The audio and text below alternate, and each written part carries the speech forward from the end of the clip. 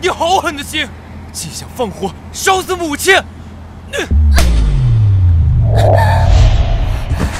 平时看你唯唯诺诺的，想不到你胆子居然这么大。我平阳侯府绝对容不下你这样歹毒的妇人。平阳侯府，我穿书了。说，天杀的！究竟我竟然穿成了恶毒婆母！早知道，我就不该看这本狗血大虐文。按照原书剧情，窝囊女主慕容京，这是正被恶毒女配污蔑纵火，又被夫君沈玉堂扇脸体罚。夫君，我没有，我真的没有放火。贱妇，你还狡辩！嫣儿亲眼所见，岂能有假？这瞎眼的渣男，竟然是我的儿子！母亲，你醒了。母亲，你信我，我真的没有纵火，我没有。毒妇，你还敢在母亲面前狡辩？赶快给我滚出去！沈玉堂这个大傻叉，偏信外人的话，欺负自己老婆。当初看这本小说的时候，乳腺结节都被气出来几个。好了，你先松开。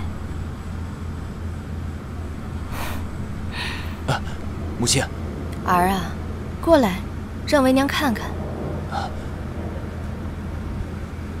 你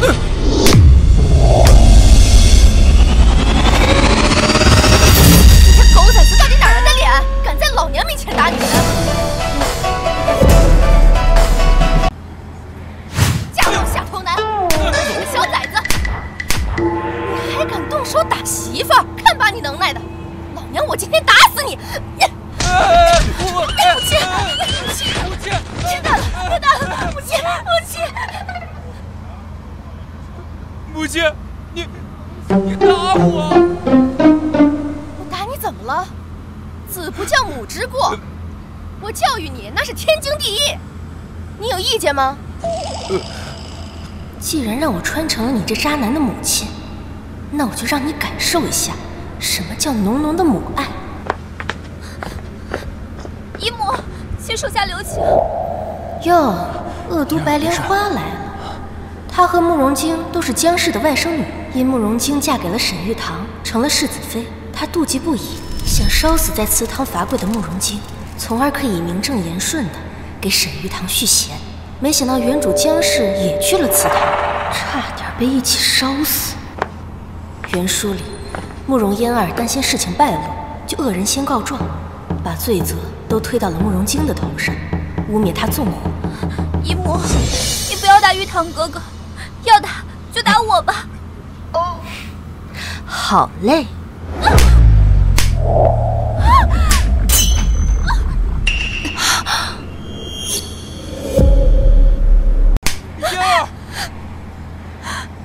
嫣儿，你怎么这么傻？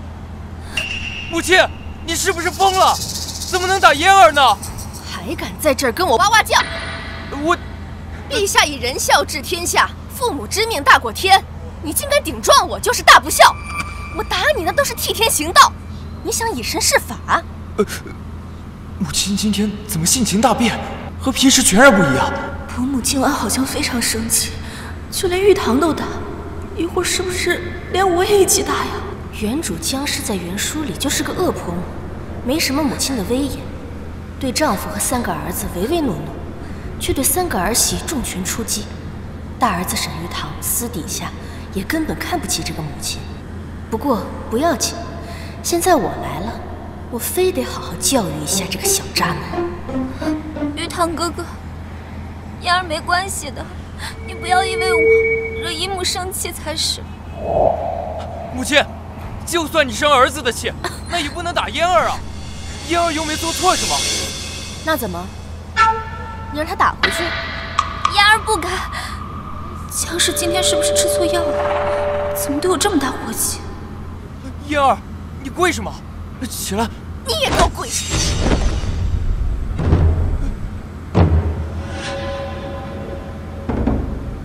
嫣儿，你一个未出阁的姑娘，一进门就对着姐夫投怀送抱，成何体统？既然你母亲不懂得教你规矩，那我就替她教一教你做人的礼仪廉耻。我这也是为了你好，你说是吧？伯母从前都是偏帮嫣儿，今日怎么的不向着她了呢？嫣儿知错，嫣儿谨记姨母教诲。哎呀，母亲，嫣儿不是这样的人。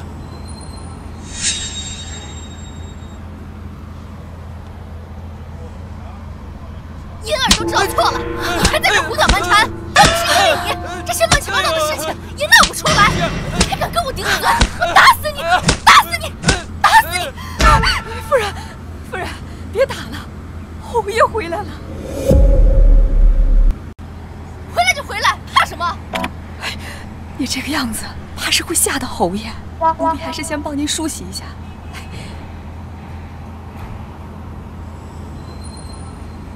原主江氏极其爱美，唯恐自己人老珠黄被丈夫厌弃，因此日日精心打扮，不敢素面相对。用不着，没有变好看的义务哈。我才不要讨好男人。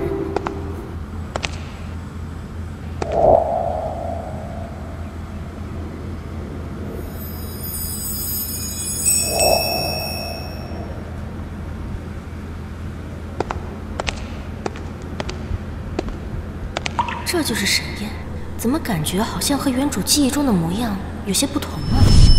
侯爷，侯爷，我求你，你别走，你别走！侯爷，侯爷，你救救世子爷吧！岳母受了火烧的刺激，要杀了世子爷啊！这么低劣的告状手段，我都懒得点破你。夫人，你们这是在干什么？侯爷回来的刚刚好，过来一起听听。今晚祠堂这团火到底是怎么回事？宝娟，上茶。是夫人。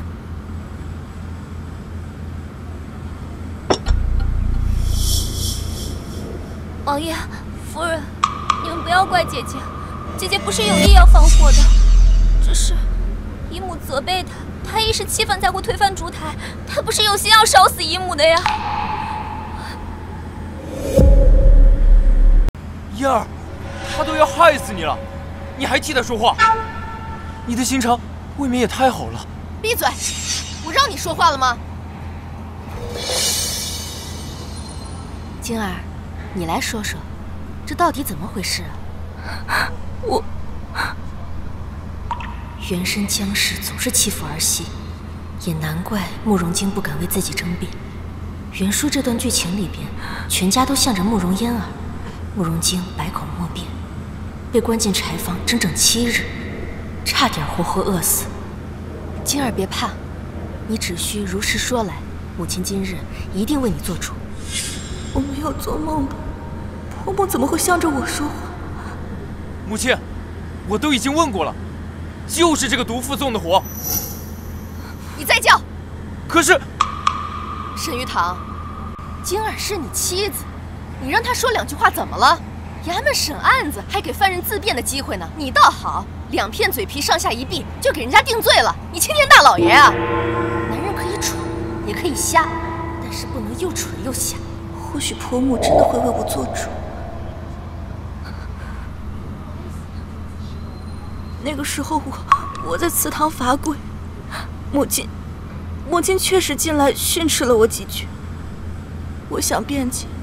母亲却突然心急发作，昏了过去。我跑出去寻人，谁知刚出院子，祠堂就起了火，我只好回去救人。火势猛烈，我拖着母亲的身子，刚出院子就晕了过去。胡说！明明就是我家小姐救的夫人，怎么就成你救的了？春桃，不许多嘴。小姐，我就是看不得他们这样冤枉你。我就是看不得他们这样冤枉你。你要是不想让他说话，在他说第1个字的时候你就制止他了，等人家说完了你才呵斥，一唱一和的演给谁看呢？姨母，是嫣儿管束不力。母亲，确实是嫣儿拼了命把你从火场救出来的，你为什么就是不相信呢？定是这个毒妇害怕担责，所以撒了谎。父亲，母亲她糊涂了，你一定要为嫣儿做主呀！除了春桃，可还有其他人证？有。侯爷夫人，我到祠堂救火时，的确看到嫣儿姑娘背着夫人从大火里面出来。你可看清楚，若有虚言，家法伺候。世子妃一向不得人心，夫人也只会看丈夫儿子的脸色。侯爷更是不理这些小事，怎么今日这些人都不太对劲？玉堂哥哥，其实也不是什么大事。姐姐说是她救的姨母，那便当作是她救的就好了。只要姨母安好，我就放心了。不行，那样你受了太大的委屈了。几年的龙井了，绿茶成精了吧？王嬷嬷，你要是再不说实话，世子爷的魂都要被这个狐狸精给勾走了。要是因为你的话，再冤枉了人，这罪责你担当得起吗？老奴不敢，老奴赶到之时，夫人已经被救出来了。只是夫人同慕容三小姐挨得近，同世子妃离得远，老奴也不知道谁救的夫人呀。你刚刚还说亲眼瞧见这慕容嫣儿将我从火场救出来，现在又说没有看清到底是谁救的我。你嘴里还有没有一句实话？夫人息怒，老奴的确没有亲眼所见是谁救的你，老奴也是听别人说的呀。老奴现在仔细一想，只有夫人和世子妃身上有火灼的伤痕，慕容三小姐身上没有。说不定啊，世子妃是先把夫人救出来，慕容三小姐后头到的。所以啊，救出夫人的应该是世子妃。狗奴才，算你识相。我瞧着也是啊，这嫣儿身上干干净净的，一点烟熏的痕迹都没有，不像是从大火里出来的。玉堂，你觉得呢？可嫣儿亲口告诉我，是她拼命把你从火场救出来的。嫣儿一向坦诚，应该不会骗我吧？世子爷，请您明鉴啊！我家小姐那是因为穿了披风，才没有沾上太多灰尘。是吗？我怎么没有瞧见那件披风啊？那是因为披风被火烧毁了。我家小姐救了夫人，夫人不心疼也就算了，偏说是旁人救的。嬷嬷，这婢子出言不逊，你过去教她点规矩。是。嬷嬷，贱婢，侯府的主母岂是你能妄议的？再搬弄是非，颠倒黑白，便拔了你的舌头丢出去喂狗。这个春桃，我看书时就想扇她。慕容嫣儿固然可恶，但很多事情若没有春桃在背后出主意，她也干不成。现在竟然还敢在我面前上蹿下跳！母亲，春桃只是护主心切，才言辞不当，随便斥责两句就算了，何必这样大动干戈？王嬷嬷是你找来的人证，她自己都说了是晶儿救的我，你非要将这个救命之恩安在她慕容嫣儿身上是吗？晶儿和嫣儿到底谁才是你的妻子？你这良心要是不要了，就拿出去喂狗！父亲，玉堂哥哥，既然姨母向着姐姐说话，那我们便不必争辩了，不然免得惹姨母不痛快，也让侯爷为难。江婉宁这个蠢货，今日如此嚣张，难道侯爷能忍得了吗？你母亲骂得对。啊！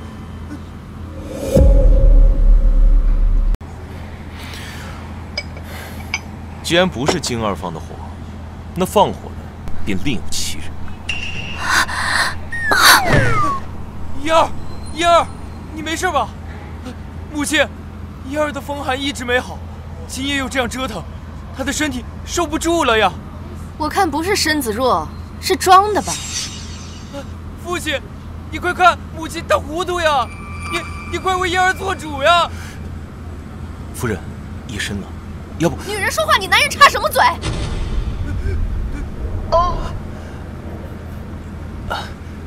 就算玉堂和嫣儿撑得住，你和晶儿也需要休息。你看，晶儿都折腾一晚上了。滚滚滚，都给我滚！走，快点出去！走，来，走吧。都怪袁叔做着写得太潦草，这一段根本没有留下慕容嫣儿纵火的罪证。没关系，以后有的是机会整治他们。这沈燕，不可否认，的确仪表堂堂，气度不凡。袁书中这人不是很薄情寡义吗？夫人，可有哪里受伤啊？还好没什么大碍。那便好。要不是我看过原文，知道他不爱我，后来还把我休了，我可能真的被他外表给骗了。哼，老帮菜，再好看也没有用。侯爷，你怎么还不走啊？夫人，我想搬回来住。不行！见了鬼了！他刚刚是想吃我豆腐。我的意思是说，侯爷与我分居多年，我这里没有准备侯爷的东西。没关系啊，夫人，来日方长。林嬷嬷，好好照顾夫人，要是有什么要紧事，就到书房来找我。是，侯爷。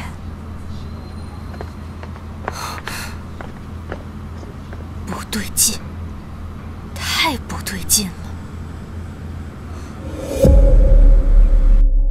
这就是封建社会的腐败生活吗？嘿嘿，我这也算是翻身牛马打歌唱了，不错，真不错呀。夫人，世子啊，请您前去用午膳。好，这个侯门主母当的还是蛮舒服的嘛。要是没有这些蠢儿子，就更舒服了。走。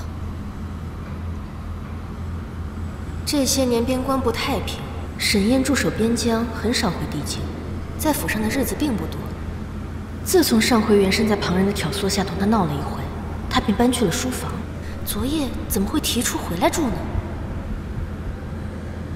说，你的人是谁？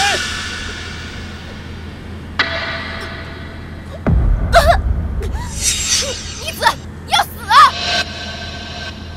今儿做了什么？你要这样把他往死里掐？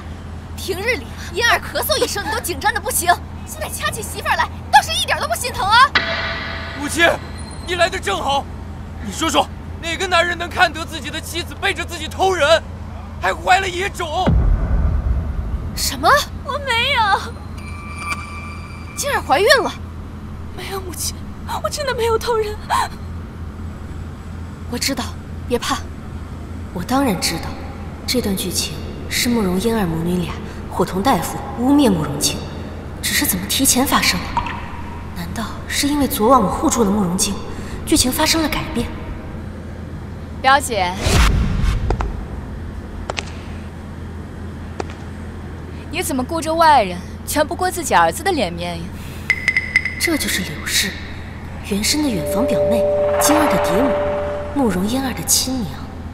来了侯府之后，一直赖着不走，上蹿下跳的挑事，在袁深的纵容下，俨然把自己当成了侯府的女主人。哎呀，姐姐，你的脸怎么白得像个死人啊？这要是侯爷看见了，难免会觉得晦气。我看你呀，还是回去好好补补妆吧。姐姐，你本就和侯爷夫妻不睦，再不好好打扮，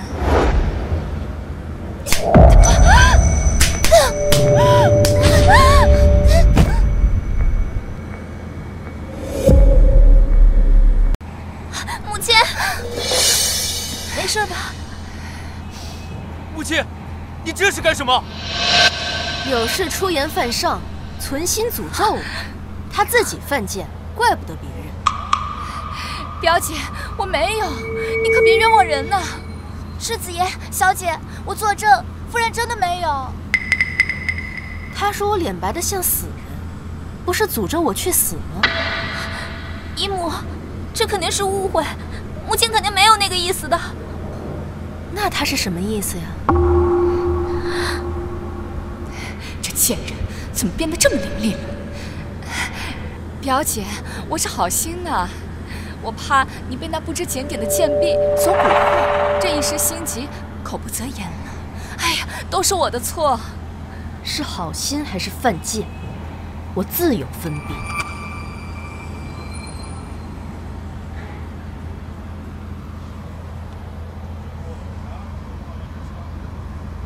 晶儿，到我旁边来坐。你放心，只要有我在，就不敢有人胡来，更不敢有人伤害你肚子里的孩子。谢谢母亲。母亲，你可不要被他给骗了。他刚刚闻着饭菜犯恶心，我叫来张大夫给他诊脉，说她已经怀孕2个月了。可我刚回府不过月余，那野种怎么可能是我的？母亲，我是被冤枉的。此事若不查个水落石出，我宁可一头撞死，也绝不会让我的孩子受如此奇耻大辱啊！母亲，又跪下，快坐下来。张大夫何在？夫人，世子妃是怀孕2月有余了，而且上个月她还和我讨要过红花，这红花是落胎的猛药啊！母亲，慕容清分明害怕奸情泄露，打算秘密堕胎。今日闻了饭菜气味，露出马脚，才被我发现。侯爷，夫人和世子又吵起来了，还打了慕容夫人。您要不要过去看一看呀？拿盒玉露膏过去给夫人。别叫夫人把手伸中。哎呀！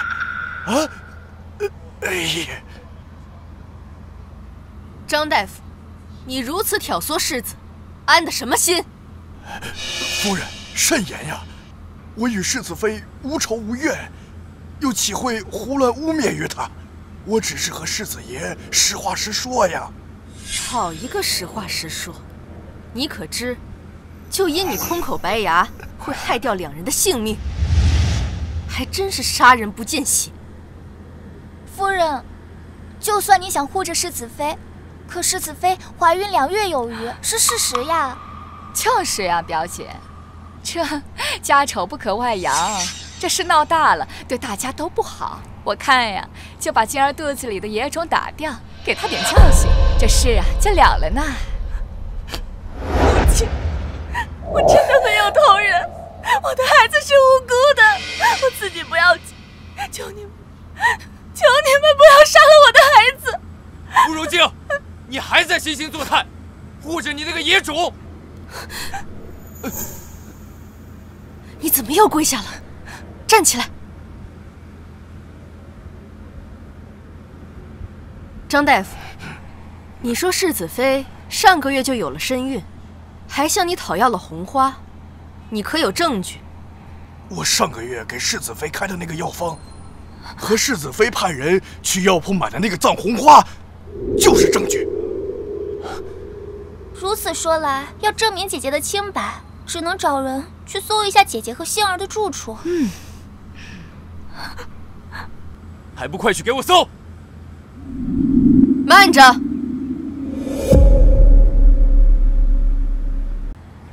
世子妃的屋子，岂是你们说搜就能搜的？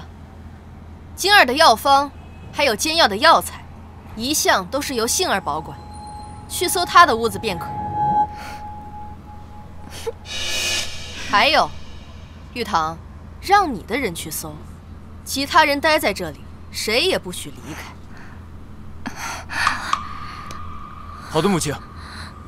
还不快去！是。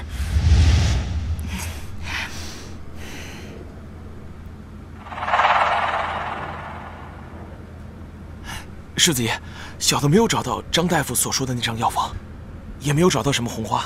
怎么可能没有？你很希望自己戴绿帽子是不是？怎么可能？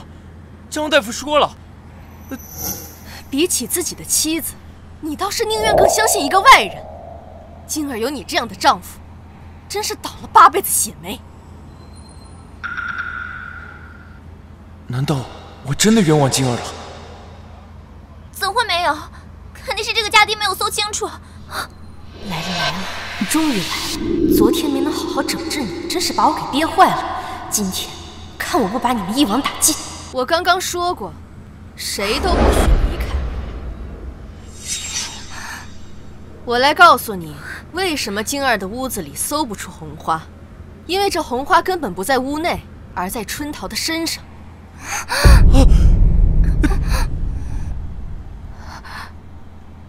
林嬷嬷，给我搜春桃的身，叫咱们瞎了眼的世子爷看个明白。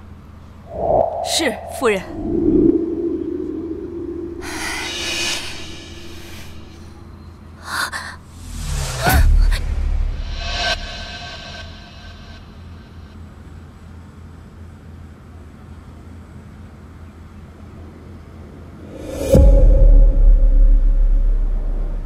是，夫人。你要干什么？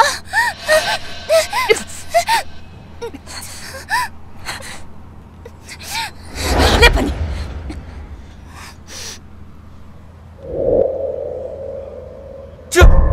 这是怎么回事？你个蠢货，这还看不明白吗？有人要拿这2样东西陷晶儿于不贞之身。只要春桃去搜了屋子，再将这2样东西藏在暗处，再假意搜出来，那晶儿和她腹中的胎儿这辈子都洗不清了。这药方和药材都是我自己用的，只是恰巧……你们慕容家的婢子真是毫无规矩。夫人问你才能答话，再敢插嘴叫嚣，打烂你的嘴！夫人，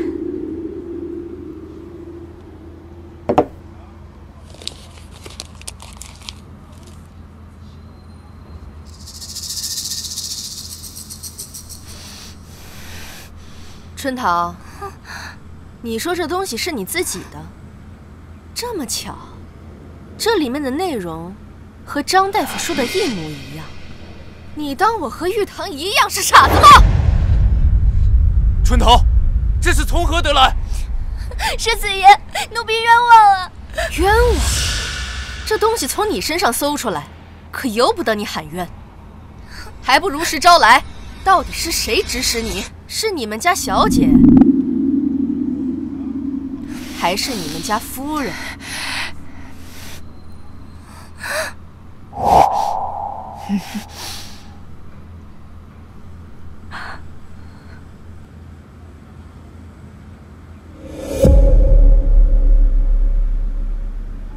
春桃，这诬陷世子妃的罪名，你一个人可担当不起。冤枉夫人，我真的不知道这些东西怎么会在我的身上。好你个祸水的丫鬟，就算知道玉堂喜欢嫣儿，你也不能祸害晶儿啊！玉堂哥哥，我真的不知情啊，是那个春桃她自作主张的。嫣儿，我不是傻子。夫人，老夫突然想起家中还有事儿，就先告辞了。张大夫，请留步。既然这婢子不肯招，那就打到她说实话。给张大夫搬一把凳子，让他坐着，好生看着。这婢子要是不小心晕了过去，就给她扎一针；若是不小心打死，那这条人命就算在张大夫身上。夫人，这……走。夫人，奴婢冤枉啊！审这2个人还需要些时间。晶儿怀了身孕，随母亲下去一同休息。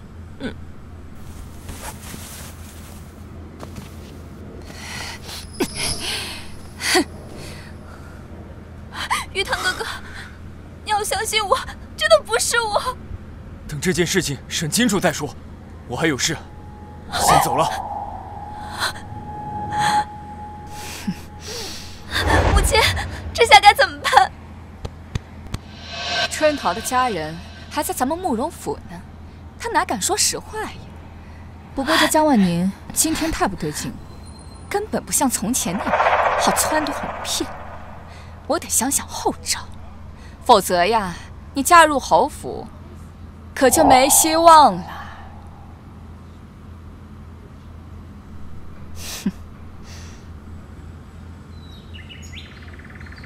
我的好儿媳，听娘一句劝，咱女人可千万不能做恋爱脑。母亲，这什么叫恋爱脑啊？这恋爱脑就是一个女人把自己的一切依托在一个男人身上，然而当这个男人对这个女人厌弃时，那这个女人的世界就会轰然崩塌，这是万万不能的。咱们女人应该将命运掌握在自己的手里，可千万不能成为一个男人的附属品，明白了吗？晶儿，晶儿，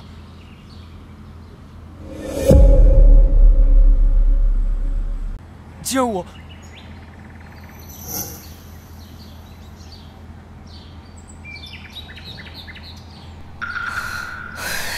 你有话就说，有屁就放。一个大男人，半天憋不出一个屁来。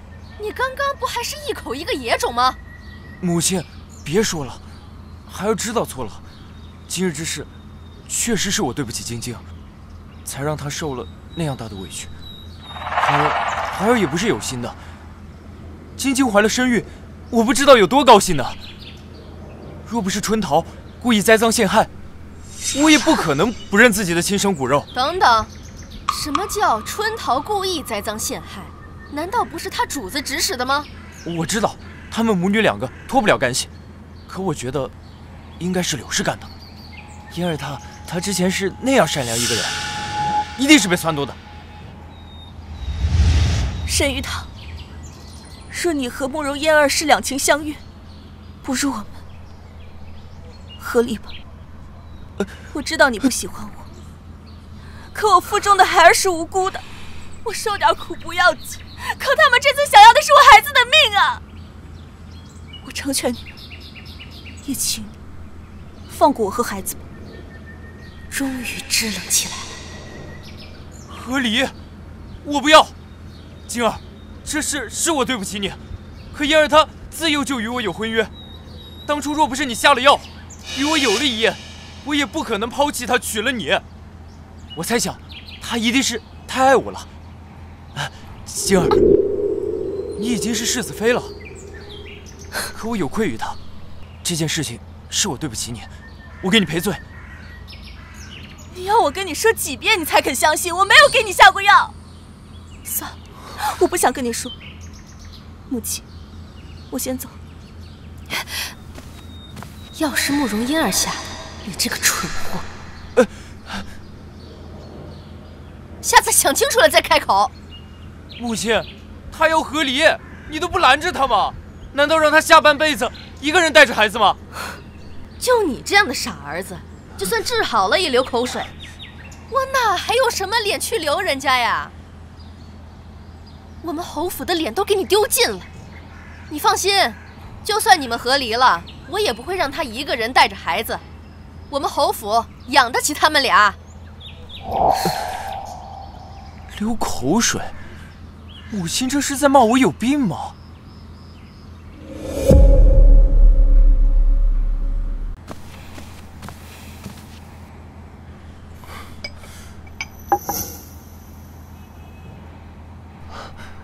是不是累了？消气了？他怎么知道我动气了？也是，府里出这么大的事，他怎么会不知？该不会是要找我麻烦吧？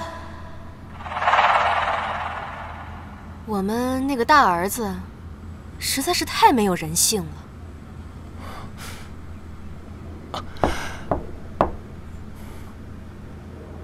夫人，春桃说什么也不肯指认慕容嫣儿和柳氏，只说是自己看不惯世子妃，所以自作主张。什么？原本这段剧情在原书里就是慕容嫣儿奸计得逞，慕容京被冤枉痛失孩子。现在我改变了剧情走向，反而出现了盲点。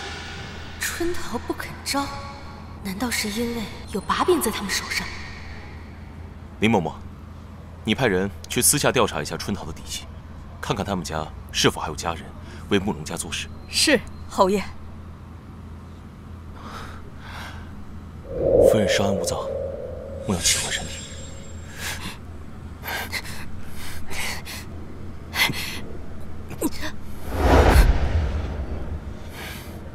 难道侯爷有什么好方法？如果夫人需要，我可以出主意。他竟然想帮我！侯爷纵横官场多年，一定有拿捏他们的好办法，对吧？那夫人有没有听过，贪官奸，那清官就更奸？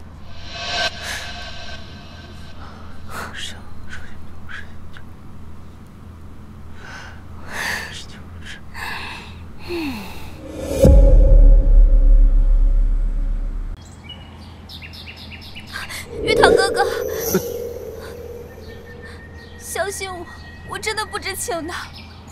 嫣儿，我知道都是春桃的错，但晶儿现在是我的妻子，又怀了我的孩子，我不能全然不顾她的感受啊。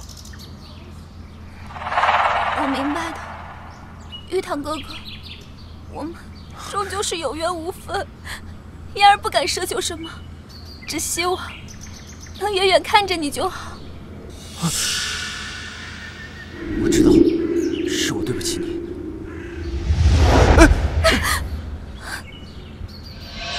到了就进去坐下，堵在门口做什么？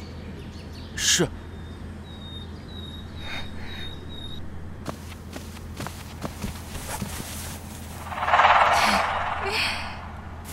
既然人都到齐了，那便开饭吧。哎呦，表姐，你也真是的，明知道侯爷喜欢吃蟹黄狮子头，还放这么远。把这道菜端到侯爷面前去。是。端回去。侯爷不喜欢吃这道菜。姐姐，你是不是记错了呀？这道菜可是侯爷最喜欢吃的啦。哦，是吗？那是你记错了。侯爷现在变了口味，喜欢吃辣的，是不是呀？夫人说的没错，本侯如今嗜好辣味，早对狮子头已经腻味了。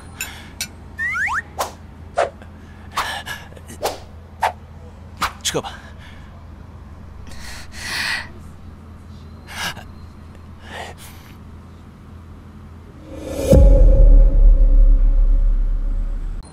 侯爷怎么向着江婉宁说话？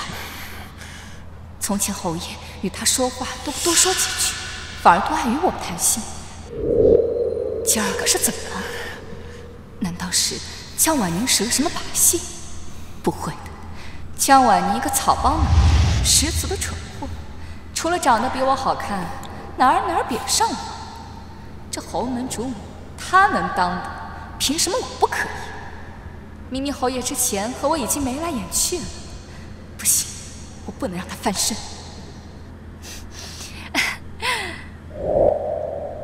侯爷，那这一道辣炒兔丁，侯爷应该喜欢吧？吃饭就吃饭，你在这演什么聊斋呀？姐姐，你怎么当着侯爷的面耍性子呀？侯爷都已经在外面操劳一天了，好不容易想回来好好吃顿饭，你这样闹，岂不是让侯爷连饭都吃不安生了吗？侯爷是我的夫君，用得着你来操心？当初是你说你家着了火灾，需要重建屋宅，我想着大家都是亲戚，才将你和嫣儿接过来暂住。没想到住的时间久了，你连自己的夫君是谁都搞不清楚。姐姐，冤枉呀！我只是觉得在此借住多有叨扰，才想着费些心思照顾好侯爷和玉堂，替姐姐分忧。若是姐姐嫌我做的不够好，是，你确实做的不怎么样。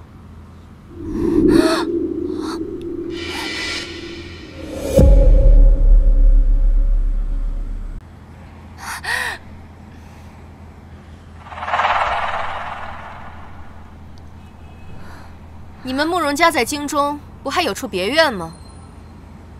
近来晶儿身子也重了，我们也不便多留你们，你们收拾收拾，搬去那儿吧。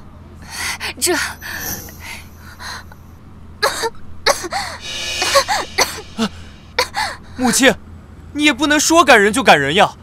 姨母是你亲妹妹，更何况嫣儿的病还没好，不如……你再敢忤逆你母亲试试！哎呀，我这心好痛啊！这个逆子，我迟早要被这个逆子给气死！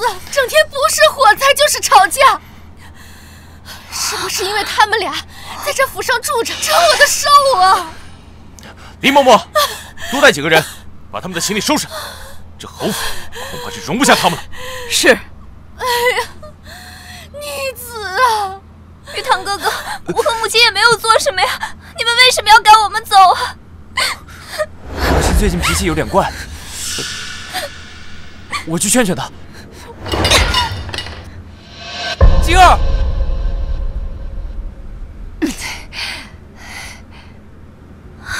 到嘴的鸭子竟然还能飞了，我就不信了。陛下重孝，孝道大过天。我这个嫡母，若是状告慕容京不孝，我看他们怎么收场。他们现在看中慕容京有孕，拿捏了慕容京，就等于拿捏了整个侯府。哼！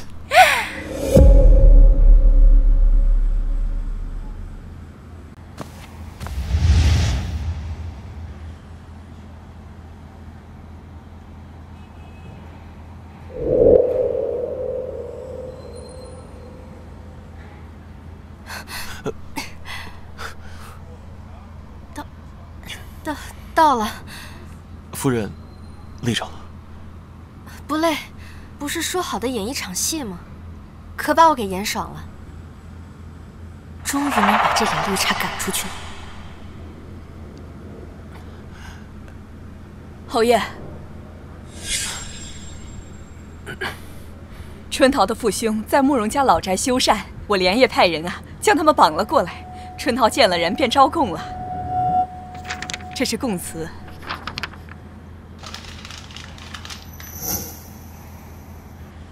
嬷嬷，你去把晶儿叫来，我有话交代她。是，夫人。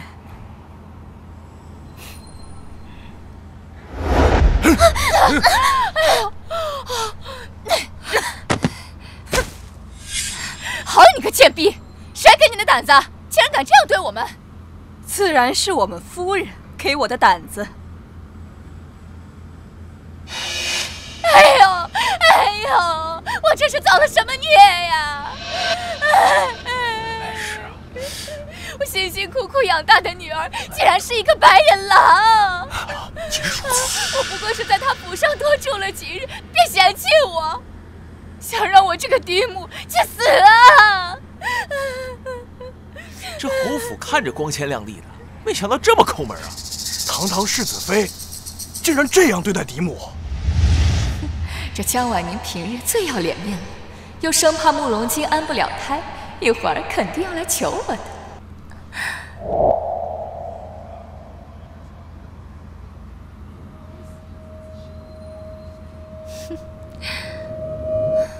来来来，大家都来看看年度大戏精彩上演，走过路过不要错过，大家伙都来看看。怎么了这是？母亲，这么多人看着，你别胡搅蛮缠了。有什么事儿，咱们回去再说。我看你是巴掌还吃的少了，又在这糊涂了。母亲，姨母和嫣儿也是你的娘家亲戚，咱们高门大院的，犯不着这样赶人。他们都这么死皮赖脸了，你还在这讲体面？我体面人就活该被他无赖欺负吗？晶儿，就算你要养胎，你也不能将嫡母扫地出门啊！你快劝劝母亲，若是你背上不孝的罪名，咱们家的脸面可往哪儿放呀？脸面？我还有什么脸面？就因为他们是我的母亲和妹妹，我才去求着婆母，将他们迎进侯府里暂住。可这2个多月以来，他们不仅在侯府里面白吃白喝，吆三喝四，毫无半点做客之道，甚至还偷盗了婆母的珍宝玉器，我的脸面都要被丢尽了呀！摊上这样的母亲，这世子妃可是倒了8辈子大霉了，这难怪被人从侯府扔出来。这侯夫人也是脾气真好，遇见这样贪得无厌的蛀虫，竟然还能忍2个多月。这要是我呀，1天都忍不了。呸！你个贱人，胡说八道什么呀？我什么时候偷侯府的东西了？我的那些东西分明是你婆母送我的。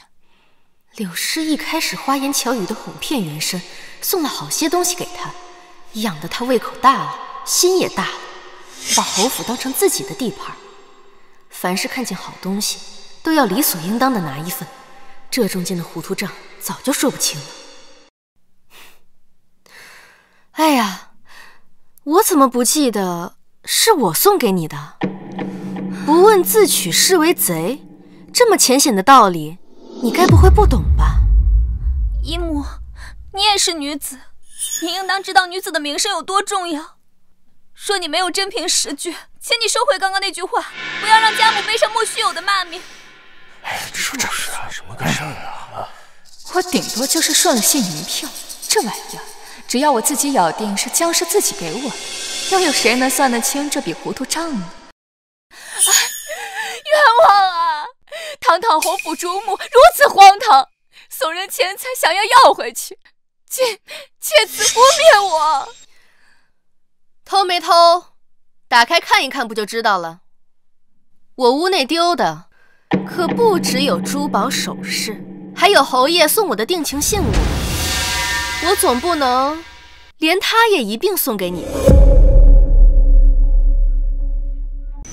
开箱授验，自证清白。好，若是搜不出来赃物，我要让你江婉宁给我当众跪地道歉。这挺广众的，对啊，好像是偷盗了什么。母亲，我求你不要再讲了，有什么话咱们回去再说。滚一边去！他们2个站在大街上，当着大家伙的面说你妻子不孝的时候，怎么没有想过这些？现在想让我关起门来跟他们说道理，我就是要让大家伙看看，到底是谁不要脸！给我搜！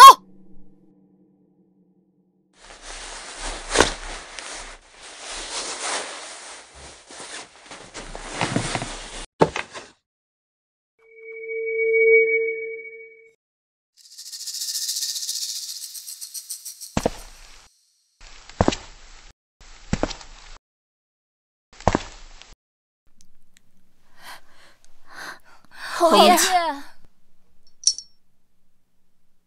侯爷，柳氏她偷了我好多东西，就连您送我的定情信物，她也一并偷了去。她简直是太可恨了。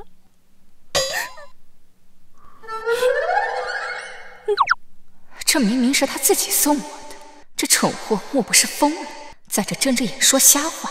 侯爷怎么可能会跟着他一起胡闹呢？侯爷，我没有啊，姐姐她眼睛看不清，认错了东西，侯爷总不会认错吧？之前侯爷待我还是很不错的，绝不可能和江婉宁一起冤枉我。江婉宁，你就等着被打脸吧。没错，这个玉镯就是我送给我夫人的定情信物。定情信物，真偷窃！柳氏，你好大的胆子！还真是他偷的呀！这侯爷不可能冤枉他呀！侯爷战功赫赫，要什么赏偷东西呢？没道理去争抢一个妇道人家的镯子呀！哎呀，这难怪世子妃不孝。此事啊，要是闹到陛下那里，那也是世子妃赢。是世子妃，不是，侯爷是不是也疯了？竟这般纵着江婉宁，和他一起陷害我。侯爷，我没有啊！难道你也糊涂了吗？侯爷，这分明就是污蔑，你不能一心向着姨母啊！来人，把这2个人拿下，送官。且慢，父亲，都是一家子亲戚，实在没有必要如此啊！亲戚？他们对你妻儿下黑手的时候，怎么没想过那也是他们的亲人？还有你，你刚才义正言辞地跟我说，身为女子，理当知晓女子的名声有多重要。那你买通大夫污蔑你的姐姐私通时，可有想过这一点？我看你这个人啊，真是无耻至极。不就是栽赃吗？谁不会呀？以其人之道还治其人之身，哼，这是你应得的。春桃不是说这件事情是他干的吗？你自己看看，春桃的父兄已经被我拿下了，昨晚也如实说了实话，是他柳氏还有他慕容嫣儿买通他和大夫污蔑你的晶儿，目的呢，就是为了打掉他腹中的胎儿。嫣儿，居然真的是你！嫣儿，居然真的是你干的！玉堂哥哥，不是我，是我母亲，是我母亲为我鸣不平啊！若是当年没有发生那样的事情，嫁给你的本应该就是我才对啊！是母亲看我一片痴心，才想出如此对策的。玉堂哥哥，你原谅我们吧，好不好？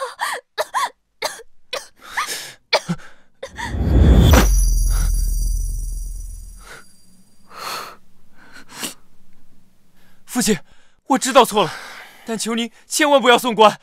嫣儿这身体，只怕进去就没命出来了。之前是我辜负了他，都是我的错，但他罪不至死呀！沈玉堂，我果然不该对你抱有一丝丝期望。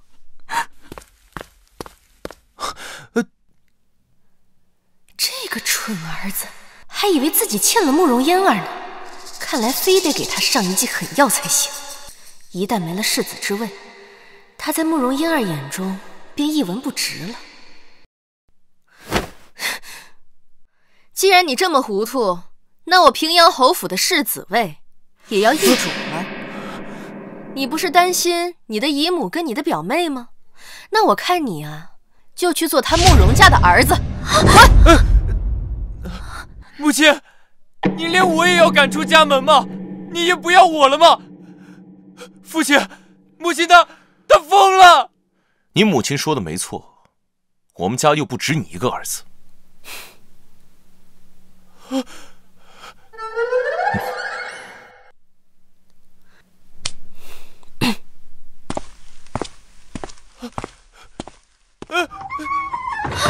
父亲，母亲，母亲，母亲，父亲，完了，全完了！母亲，二位，请吧。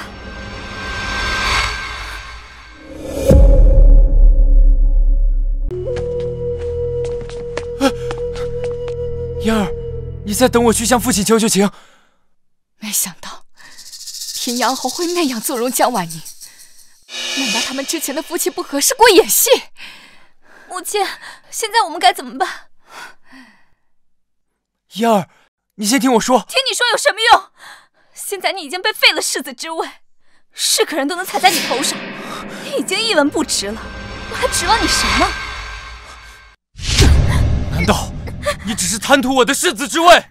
难道你之前都是对我虚情假意？回答我！是又如何？本来就是你一厢情愿。当初我让慕容京喝下药酒与你有染，才甩了你。没想到沈燕一战成名，平步青云封了侯，倒让你白捡了个世子之位。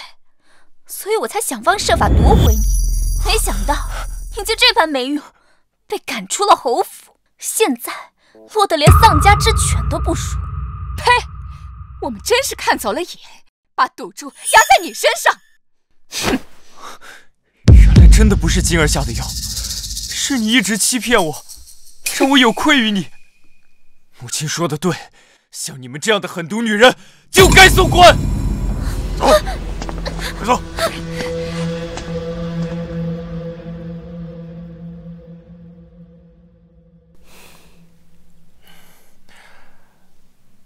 夫人可满意了吗？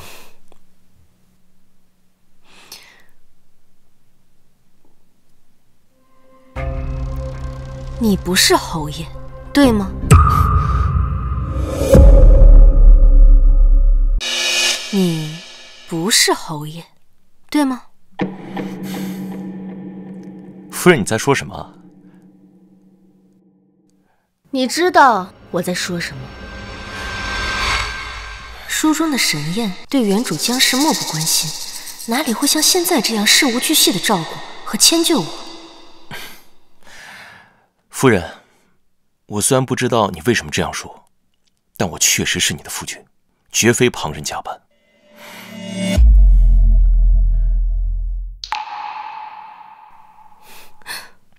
夫人若是不信，大可亲自查验。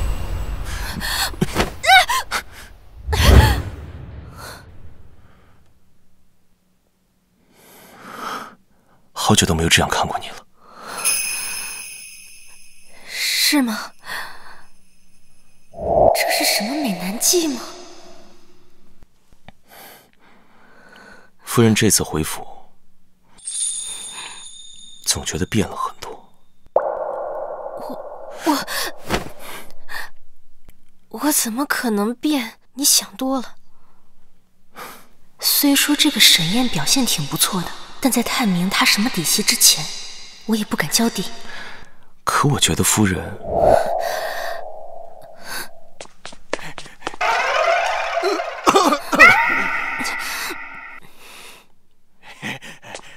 侯爷、夫人，世子在门外跪地不起，要求要见世子妃。世子？谁是世子啊？是大少爷。夫人，要不您还是去瞧瞧吧，老奴从来没见过大少爷这副模样啊。好，那我去瞧瞧，他到底什么模样。嘿。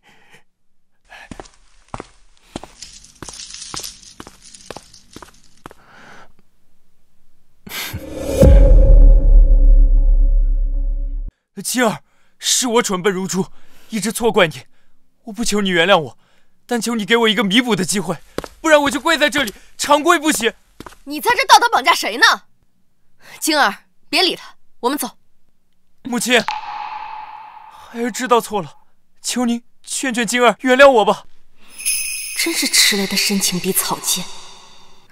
我有什么立场去劝他呀？你自己造的孽，自己去还。我也对你失望至极，你想跪，那便跪吧。晶儿，求你再给我一次机会，你打我骂我都行，但别不要我。我们的孩子，咱们的孩儿，他出生也是想有个父亲的。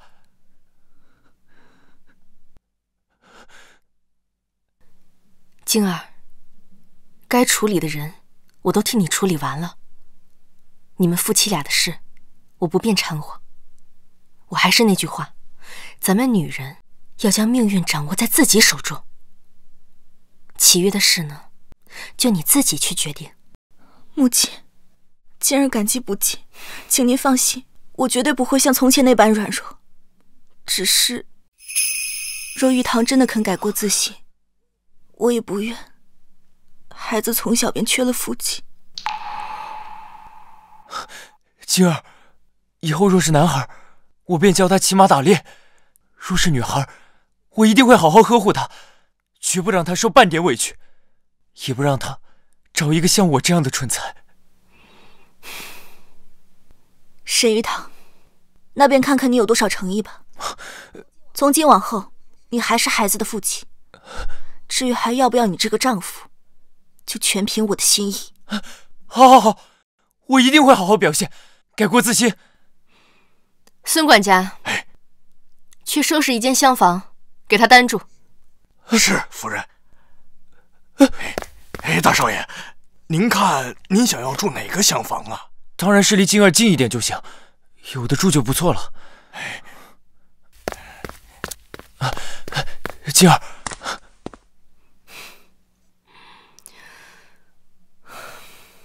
不好了！夫人，不好了！二少爷和二少夫人在院子里打起来了，说要和离。什么？快去看看！什么？快去看看！老二不是陪着芝芝回娘家了吗？怎么一回来就吵架？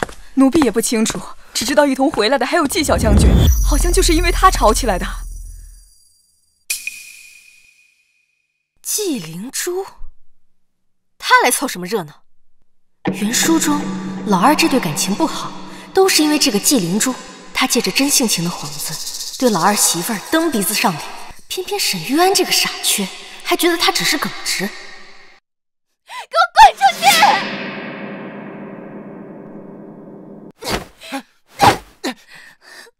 好兄弟，那你以后和他同吃同住去吧，当一辈子的好兄弟，不要再回来了。这是我家，我凭什么走？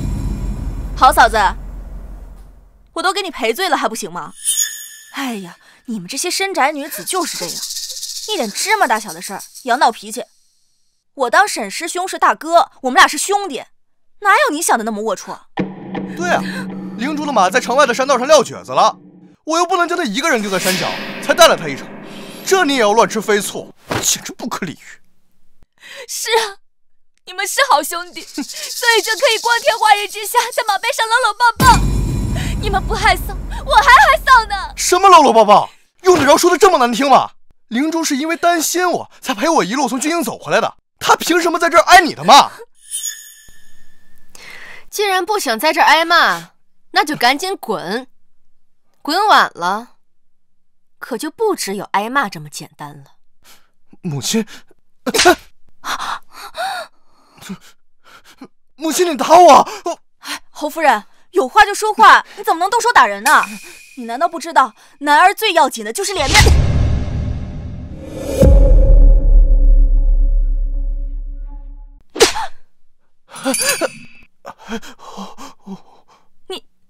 你为何打我？谁允许你们在我家大呼小叫？当我这里是什么地方？你不是说你不矫情吗？你不是说你很大度吗？那吃我一巴掌怎么了？再者说，你不是跟我家玉安是好兄弟吗？兄弟就应该有福同享，有难同当，有巴掌一起挨呀。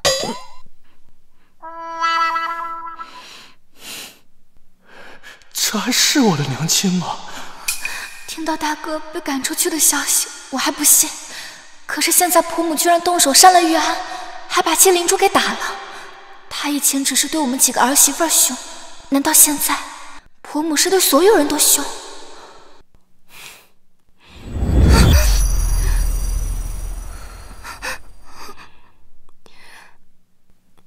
芝芝，芝芝，没有必要为了这种狼心狗肺的男人掉眼泪。不知道啊？我是不是被气出癔症了？这还是我那个是非不分的婆母吗？母亲，灵珠又没做错什么，你怎么能打她呢？你知不知道，灵珠在剿匪的时候为了救我，差点就死了。师兄，别说了，你看我这不是好好的吗？没事的，我皮糙肉厚，挨那一巴掌也没什么的。只要嫂子还有侯夫人消消气就好。阴的没边儿了，不愧是汉子差。宋芝芝这要强的直脾气，还真不是他的对手。你看看你闹的好事啊！这下你满意了吧？本来就是一点鸡毛蒜皮的小事，你心胸就不能宽广一点，非要搞得大家都不痛快。是，他大度，他心胸宽广，他气吞山河。既然你的灵珠师妹那么好，你怎么不把她娶回家供床上？你胡说什么呢？我跟师兄清清白白，是哪个长舌妇在背后乱嚼舌根，毁人清誉？你说的都是什么胡话啊！明珠好歹也是将门之后，难道你叫她到我府上做妾不成？好啊，你总算是承认了，原来是我挡了你们的道。既然你这么想把她娶进门当妻子，那我还厚着脸皮在这里做什么？今日我就把这二少夫人的头衔让出来，成全你们。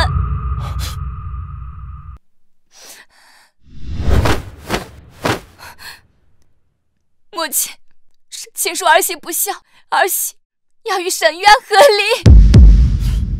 我不是和离就和离，你以为我怕你啊？你别以为这样就能威胁到我，到时候你别后悔。我才不会后悔。母亲，就算你今天打我骂我，我也不会改主意了。好，好，好，我就喜欢这样有心气的。母亲，你看看他说的都是什么混账话！你再不管管他，他就真的无法无天了。是该管管了。哼，我就知道，哪有做娘的不护着儿子的。来人，去文房四宝，给二少夫人写和离书。是，夫人。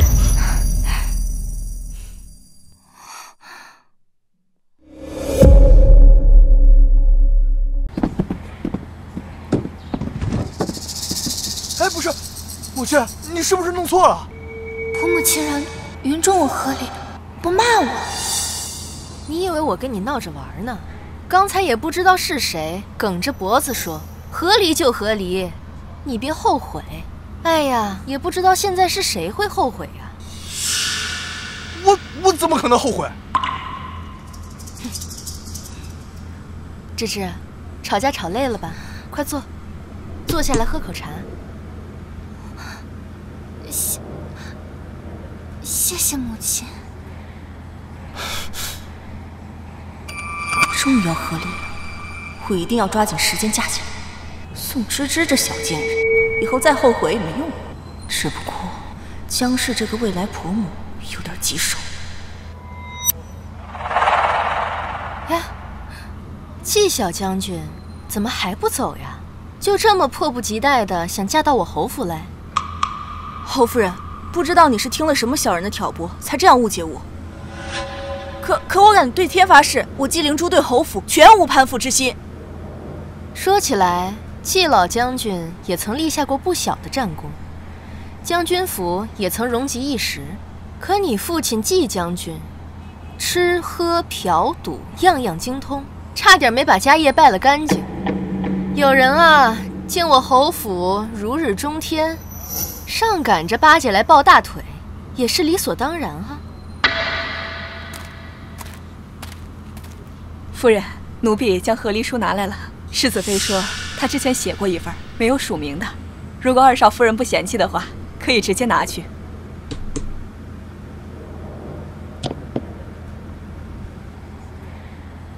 芝芝，你想清楚了，就在这和离书上安个手印。今日只要有婆母在，就不会有人为难你。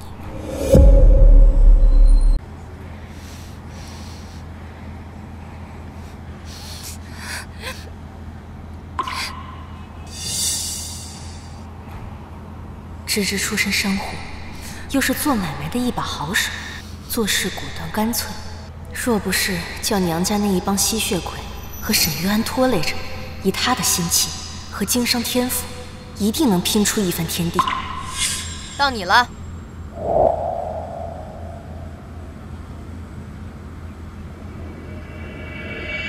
是，明明回家前听说是大哥要和离，怎么就变成我了呢？我不行！哼，你说和离就和离，笑话！我凭什么听你的？耍我呢？写！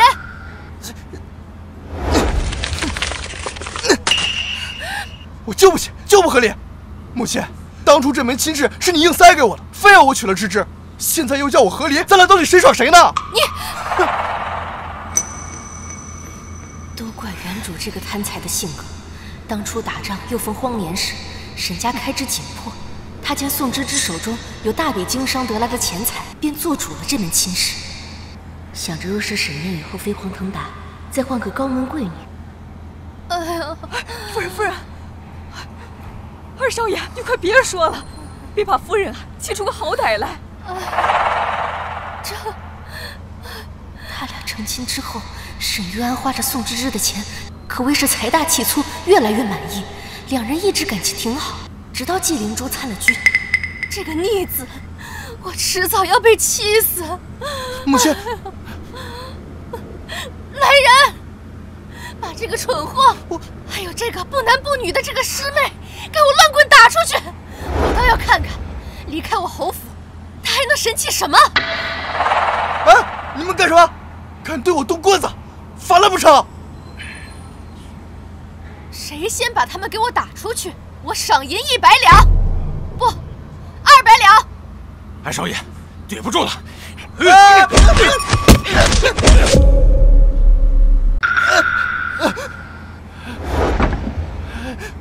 我母亲到底发哪门子疯啊？师兄，要不你去我那儿先住2天，等侯夫人气消了再回去。别急，你还有母亲不要儿子的。听闻世子早些时候也被赶出家门，接连2个儿子被赶出家门，侯夫人再好也得听侯爷的。我就不信侯爷会坐视不理。灵珠，还是你对我好。走，我就不信了，还真的不让我回家。哼！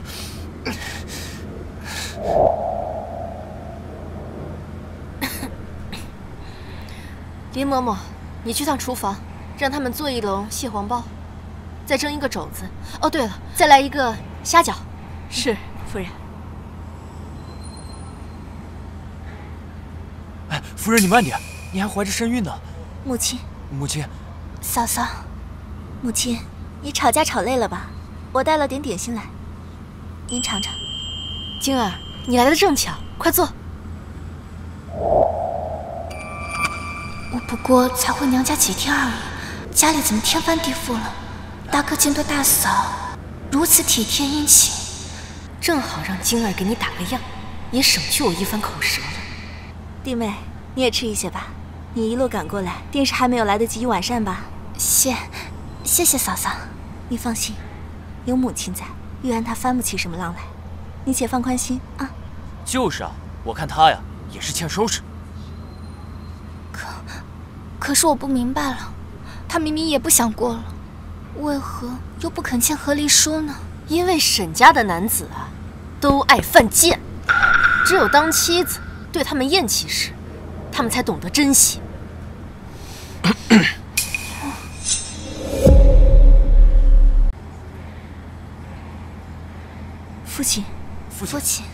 父亲，夜深了，我们便不叨扰了。侯爷怎么还没走啊？玉安也被赶出去了。对啊，刚好让他出去吃吃苦，看他以后还敢不敢狂。正好趁这个机会，让芝芝想想，他以后到底该做什么。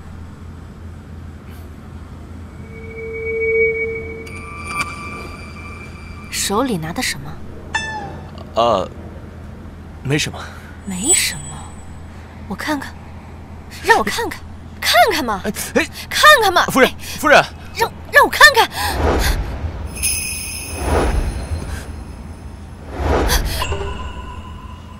哇塞，好劲手的药！你还打算这样抱着我多久？不看了，不看了。侯爷，你还不赶紧回书房去休息？好，夫人也早点睡觉。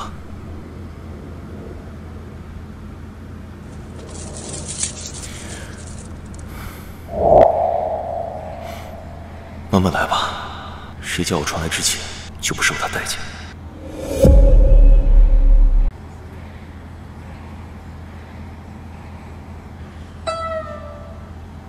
这酒不行，你们去那个飞天酒铺买他们最贵的女儿红来，啊！去呀，愣着干嘛？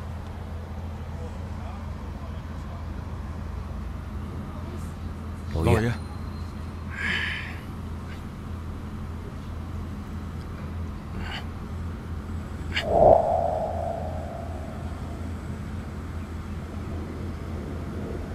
明珠，你要不还是快点把他弄走吧？咱们府上本来就捉襟见肘，哪里供得起他这样花费？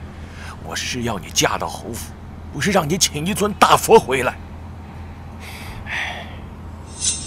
父亲别急，这几日我已经发现了，沈玉安在侯府没什么地位。他那么阔绰，花的都是宋芝芝的钱。既然如此，那我就不能让他们和离。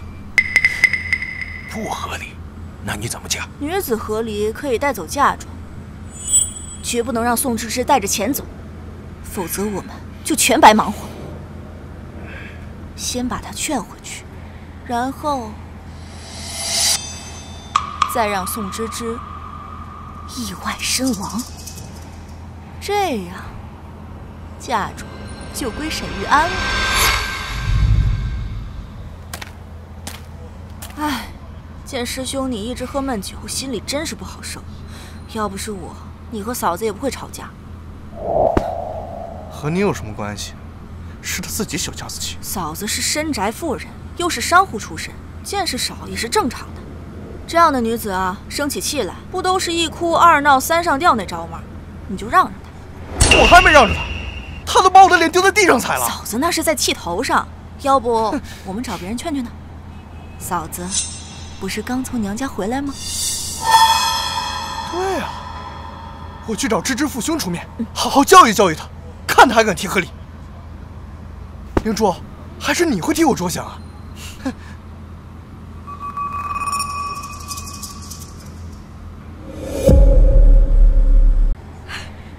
夫人来玩了。什么？哦不是，是宋家来人了，来了好几个呢，气势汹汹的，要找二少夫人问罪呢。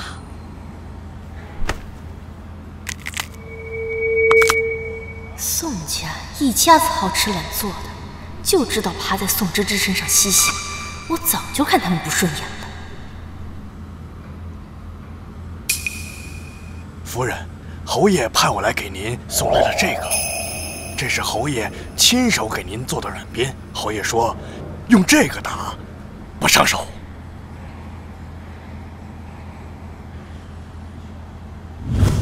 手里拿的什么？没什么。他那天藏的，原来是这个呀！混账东西，好好的提什么和离，还不给我跪下，向玉安认个错！宋芝芝，好戏开始了，你慢慢享受。我又没有做错，为何要下跪？父亲，如果你今天来是来跟我说这些话的，那便请回吧。你这个逆女，这么好的姻缘，多少人求都求不得。你娘家的兄弟们，今后还指望侯府照拂呢。你算个什么东西，竟然还敢提出和离！今天我非得好好的管教你不可。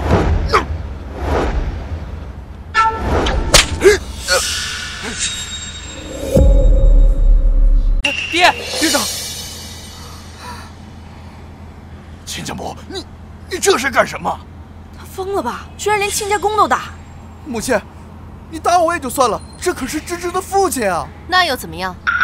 宋芝芝母亲早逝，留下大笔嫁妆，可宋庆德却不到3个月立刻续弦，花着亡妻的嫁妆和妻妾们生了一个又一个，软饭硬吃，而宋芝芝却常年被苛待，被当奴婢一样使唤。宋家除了她，没有一个好东西。侯夫人，就算您身份尊贵，也不能出手打人吧？我父亲并未冲撞您，这事儿就算是告到府衙，我们也会追责到底。那你去告官啊，左右不过是赔些银子，就算是一鞭子需要10两银子，我也能打到你们变成猪头。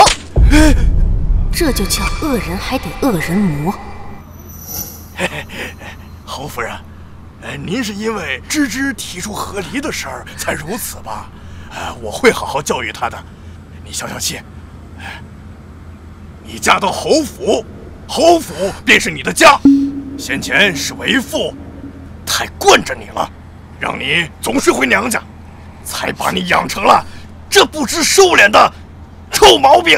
你但凡心里还有点孝心，心里还有着为父，你就安安分分的跟玉安好好的过日子，别再搞这有的没的啊！父亲，难道我就没有喜怒哀乐吗？我在侯府过得好不好，你从来不过问。即便如今我要和离了，你也不分青红皂白的就骂我。难道我嫁出去就不是您的女儿了吗？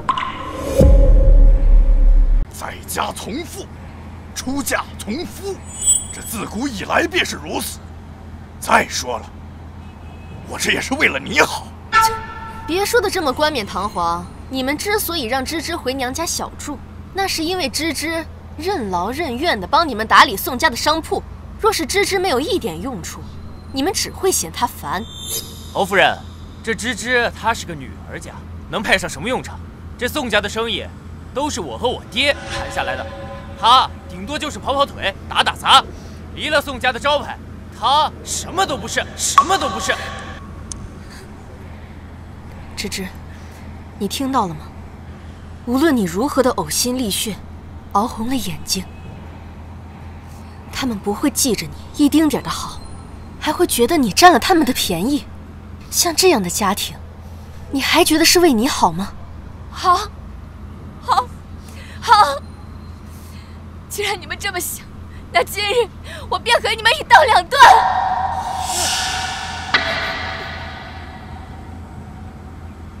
侯夫人，你这是站到哪边了？你说呢？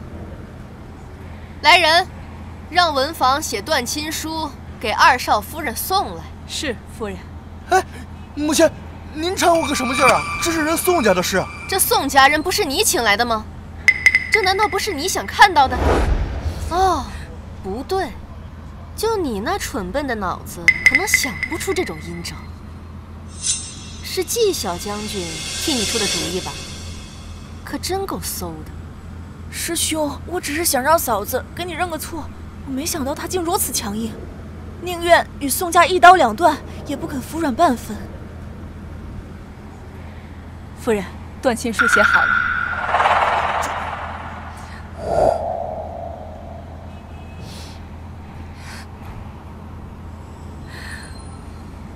父亲，这是我最后一次这样叫你，从今往后，你我桥归桥，路归路，再无一丝瓜葛。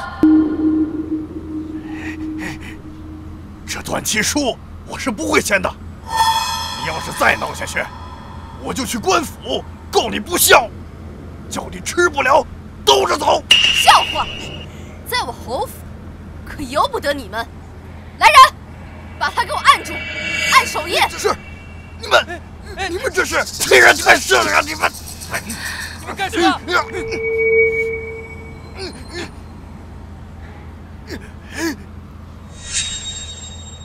你这个恶妇，欺人太甚！我是被逼的，不要报官。就算你是侯夫人，到时候也得给我摄骨汤。何人要报官？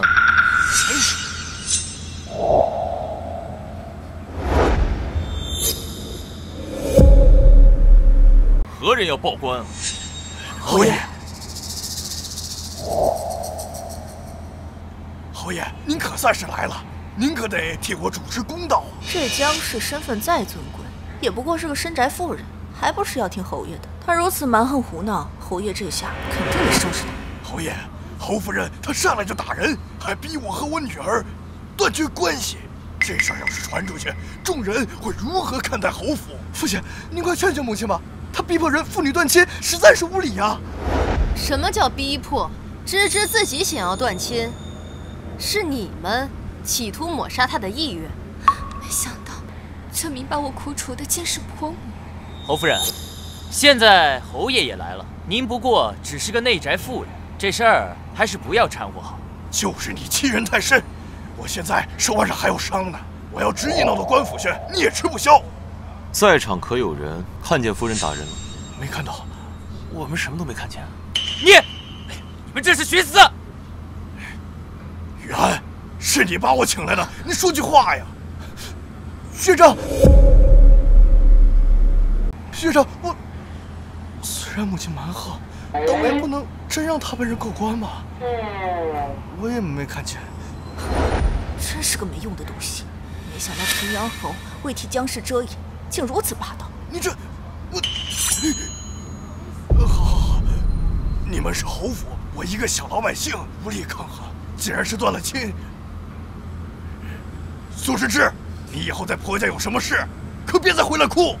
你省省吧，你何时替芝芝撑过腰？你只不过是想借着芝芝在侯府的关系，好给你的儿子铺路搭桥。来人，把这2个人给我赶出去！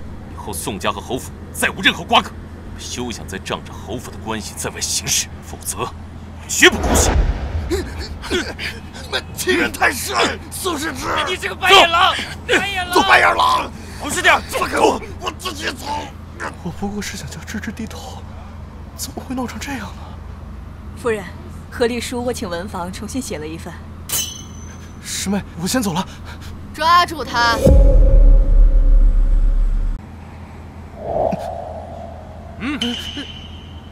干什么？我好歹是2少爷，你们反了天啊！老规矩，抓到的200两银子。父亲，你快救救我！母亲她实在太欺负人了。哎呀，他怎么能这样？夫人，为夫抓到他了。不是，父亲你离不离？不离。离不离？不离。离不离？不离。离不离？不离。你。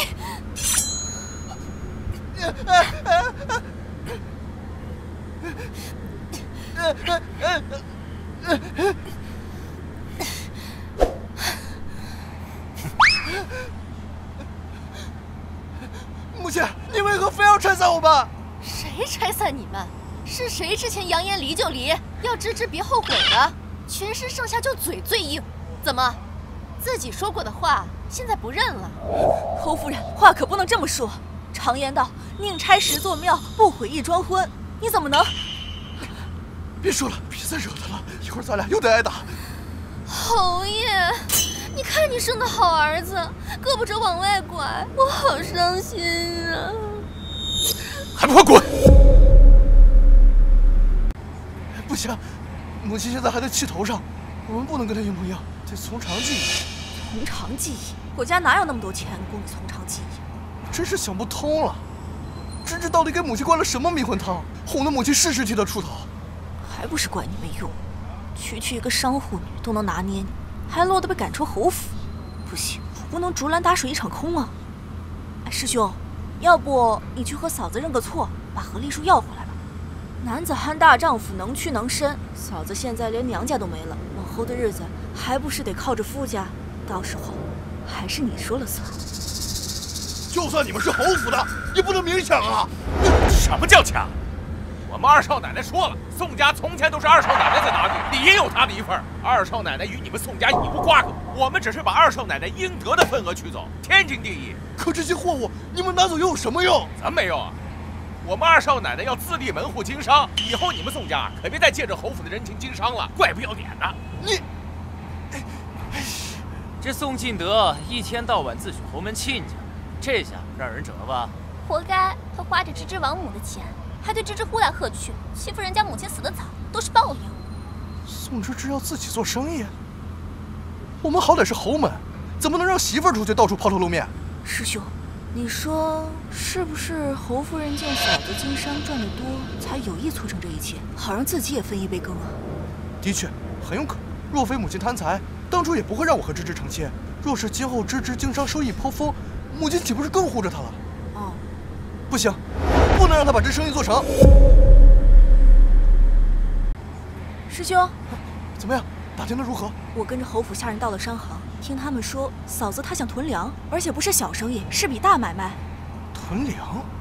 上个月我听父亲说过，南方久旱未雨，他一定是想趁此时囤粮，等到秋天欠收时，再高价卖出。师兄，既然囤粮可以赚钱，那我们何不抢占先机？既可以得到一笔钱财，又可以让嫂子歇了这份心，好好跟你过日子。咱俩哪有那么多钱？收粮食需要一大笔钱财。我去借，到时候赚了钱再还。嫂子只有妇人见识，只要这笔买卖做不成，迟早还是要向你低头的。明珠，你不愧是我的好兄弟，为了我的事，你可真够意思的。臭货！等我赚了钱，你要是还回不了侯府，我连你一块埋了。侯爷回来了，送你的东西可还满意？尺寸合适，握柄刚好合我手的大小。难道他是熟人？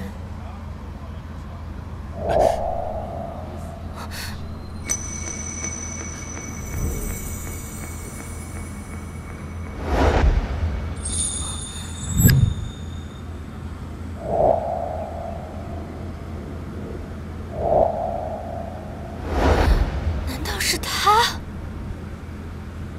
你，夫人。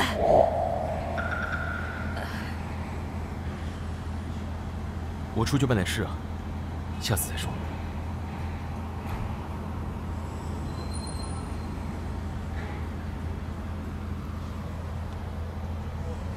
什么事啊？夫人，您猜的没错，纪灵珠果然来咱们后门探消息了。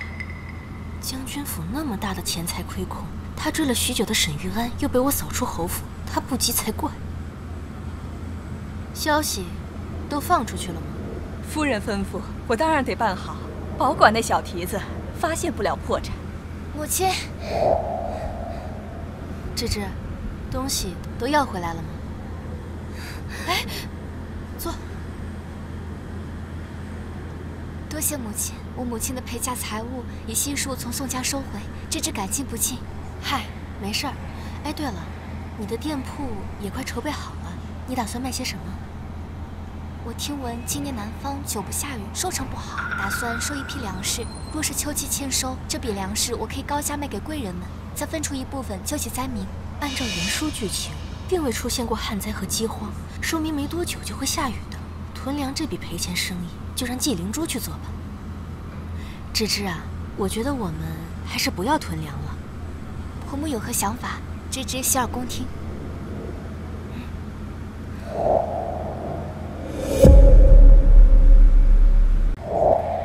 灵珠，你真的要全收了吗？不知道你借的是印子钱，这要是还不上，可怎么办啊？师兄，你还想不想和嫂子和好了？我们要是不把这批货买断，嫂子要是生意做起来了，就更不想回头了。我明白你是替我出头，正是因为咱俩的交情，我才不想你为了我扛下这么多。可你还真以为你是什么在世潘安呢？两位客人想买些什么？我们想进货。在下萧怀瑾，正是这里的老板。敢问姑娘芳名？我叫纪灵珠。纪小姐果然气质出尘，不同于一般妇人，一看就很见识不凡。里面请。哎，灵珠，你要不再想想？你不想做生意就回去，我自己去。灵珠，到底是为了钱，还是为了我？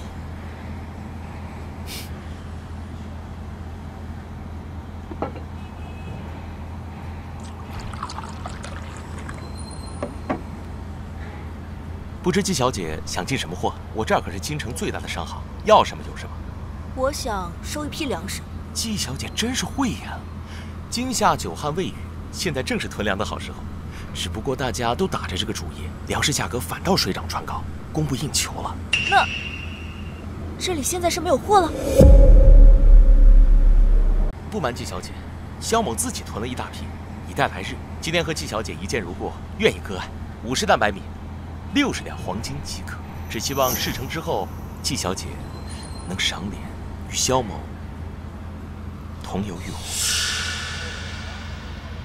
承蒙萧公子厚爱。灵珠，他这是打你主意，你可别轻易答应他。这位是纪小姐您的一个朋友，他不懂，您别管他。一个朋友，灵珠，咱俩可是最好的关系，我好心劝你啊。人家萧公子愿意割爱让给我，那是人家对我的欣赏，你干嘛把人想得那么龌龊？我不对，这话怎么似曾相识呢？你们这些深宅女子就是这样，一点芝麻大小的事儿也要闹脾气。我当沈师兄是大哥，我们俩是兄弟，哪有你想的那么龌龊？原来芝芝当时是这样的感觉，我都干了些什么呀？我说了，你要是不愿意做这生意，你就回家去。好，你一心想赚这钱就赚吧，不管你了。我和芝芝的事，以后也不劳你操心了。哼。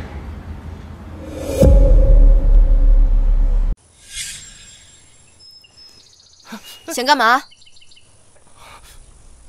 萧老板，我们想进货。真不好意思啊，嫂子，粮都被我给拿了。怎么，利民商行如今轮到你做主了？这只要没成交，那就是价高者得。侯夫人，萧某久闻平安侯府大名，十分敬重。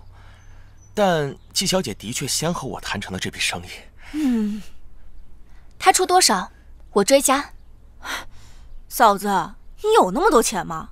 黄金70两，你出得起吗？就算侯府财大气粗，你也不应该为了和我斗气随意处置吧？哎，我侯府就是财大气粗，我挥霍得起。肖老板，70两黄金，你爽快点。侯夫人，您别为难我，将军府肯定没有侯府阔绰，你又何必为难季小姐？80两，肖老板，我灵珠也不难为你，这钱我将军府还出得起。90两。哎，灵珠，你就别和芝芝抢了。100两。那算了吧，我不要了。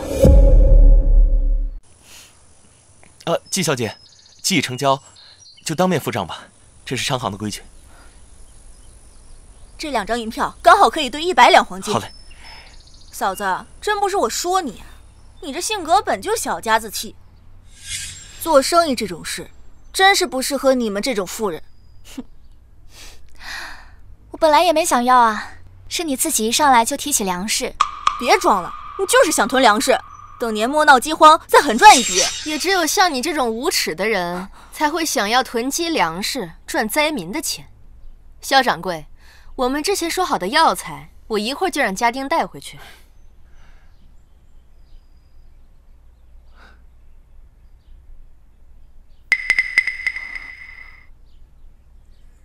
药材？你们不是要囤粮食吗？亏你口口声声瞧不起深宅妇人，标榜自己见多识广。我看这天下之事，你是丝毫不知。昨日南方普遍降下甘霖，陛下也已经派人去修缮河道了，干旱问题不日就能解决。不可能！你们少诓我！京中各商行都囤了粮食，连肖老板也囤了粮。季小姐，买卖既已谈成，就不能反悔喽。至于游船之事，再说吧。你们什么意思啊？意思就是你亏大了。你们以前就认识啊？我与宋小姐是经商时就相识，只可惜她心里当初只有你。如今她既已和离，我巴不得明日就带聘你去提亲。你敢提亲试试？她已离我未娶，凭什么我不能提亲？芝芝，你难道真的这么快就要再嫁吗？我嫁与不嫁，与你何干？哎，你不是认为芝芝不如你的好兄弟吗？现在着急了？我看你这个好兄弟啊，脸色不太好，还是趁早带人家回去吧。完了，全完了。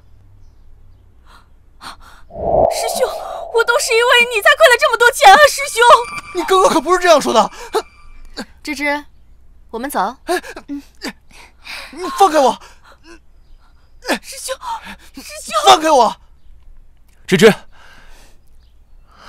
肖老板，感谢你今日陪我做这出戏。芝芝，我刚才对沈渊说的话，并非做戏，全都是我的真心话。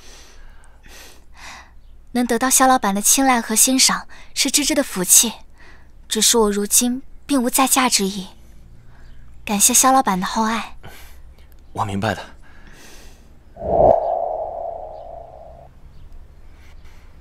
这萧怀瑾也是一表人才啊，只可惜芝芝对他并没有想法。别难过，日后沈玉安要是对他不好了，第一个告诉你。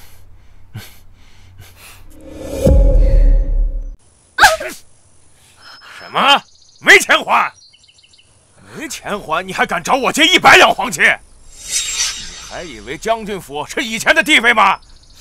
季将军早已是酒囊饭袋了。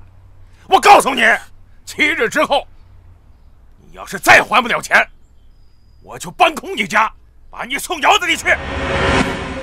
别，住手！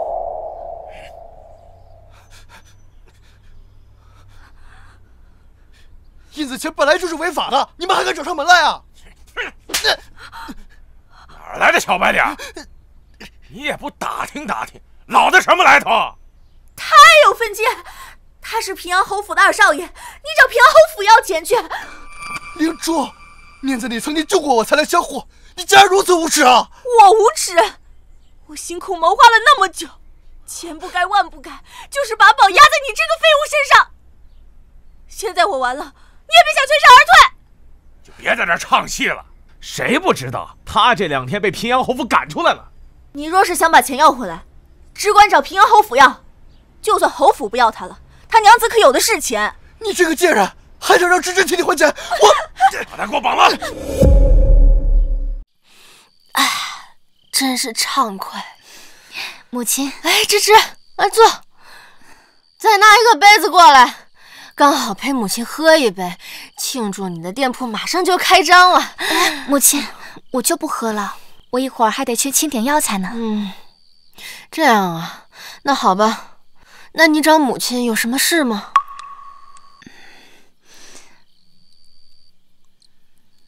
母亲，虽然我和玉安已经签了这份和离书，但我想了很久，还是先不上城府衙了吧。芝芝，他那样对你，你还打算原谅他？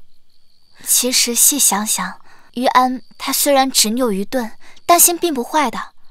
我们不吵架时，他对我还是很好的。毕竟年少夫妻呀，舍不得也是正常的。若你这次原谅他，他日后再辜负你呢？我绝不姑息，我就只给他一次改过自新的机会。母亲，你放心，我心里有数的。那这份和离书就放母亲这儿。若那小崽子下次再犯病，我就把这个拿出来给他好看。多谢母亲。夫人不好了，二少爷被人打得满脸是血，丢在门口。什么？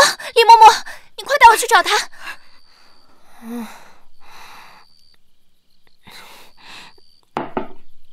看看热闹去。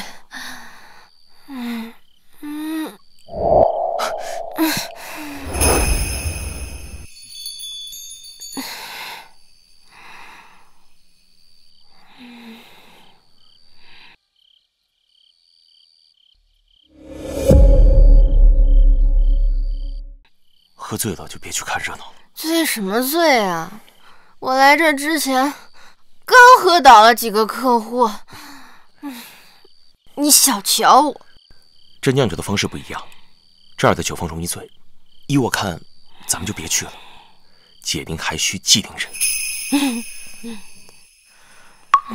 有道理。你还挺聪明啊。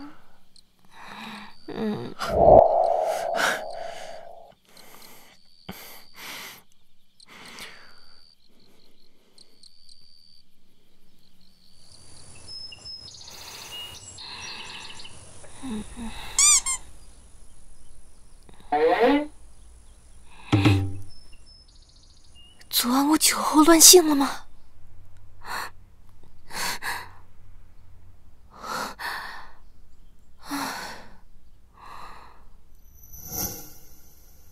他昨晚就这样抱着我睡了一整晚。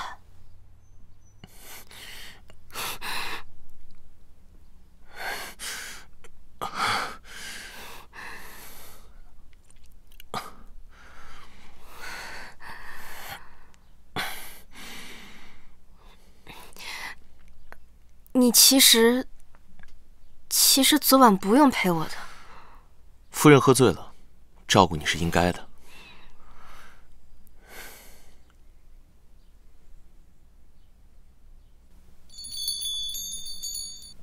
说的好像真夫妻一样。其实你母亲，我知道错了，求求让我回家吧。滚出去！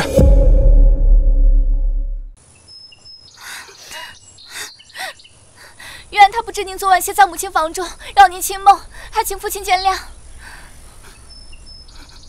母亲，你说的没错，我是蠢，是我没有看见纪灵珠阴毒的心思，叫芝芝受了许多委屈。可我真的知道错了。滚远点！芝芝，你觉得如何？母亲，玉安欠下的债，我已经替他还下了一半，还有一半让那些放印子钱的去找季将军要了。听闻昨晚将军府已被搬空了，到此结束。我以后也不想追究从前的事情了。你想清楚了就好。谢谢娘子，我以后一定好好做人。谁是你娘子啊？我帮你出了50两黄金，从今天开始你就到我铺子里去当伙计，什么时候还清了，咱们下了复合的事。好，只要你开心，怎么着都行。侯爷，侯爷，有个披麻戴孝的姑娘跪在侯府门口求见您和夫人。那姑娘可是姓叶？正是，正在前厅坐着呢。其他的什么都不肯说，老奴只好来请您了。夫人先去，我去更衣再来。北方边城一战甚是惨烈，叶家男丁悉数战死。叶夫人听闻噩耗，也跟着去了。叶家便只剩下一个孤女。早年叶老将军对沈叶有提携之恩，两家有意结亲，便给沈家幼子与叶老将军的小孙女叶玲珑定下了婚约。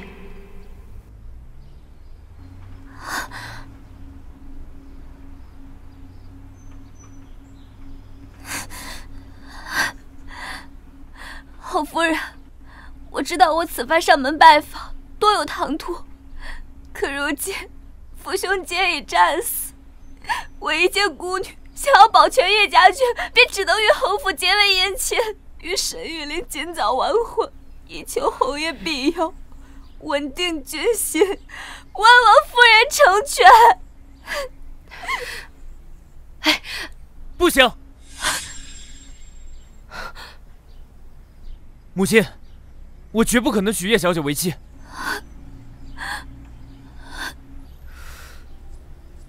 你这个混账东西！你这个时候与叶姑娘退婚，你置叶姑娘于何地？置叶家满门忠烈于何地？亏叶老将军以前还教你骑射，你就是这样狼心狗肺、忘恩负义的报答他的吗？不是的，母亲，正是因为不能辜负叶老将军对我的厚爱，我才不能违心娶了叶小姐。我已有了心仪的女子，如果我不爱叶小姐的话，娶她为妻，白白耽误了她的后半生。好一番冠冕堂皇、情真意切的说辞，要不是我看过原书，我还真觉得挺有道理。不管了，先打了再说。你是第一天知道自己有婚约吗？既然有了婚约，你就不应该爱上其他女子。我住手！谁叫你打玉林的？我不在府上，你还反了天不成？这就是搓磨原身多年的恶婆婆，沈燕的嫡母，多次挑拨原身和沈燕的关系，还将小孙子沈玉林惯得昏庸无能，典型的搅屎棍。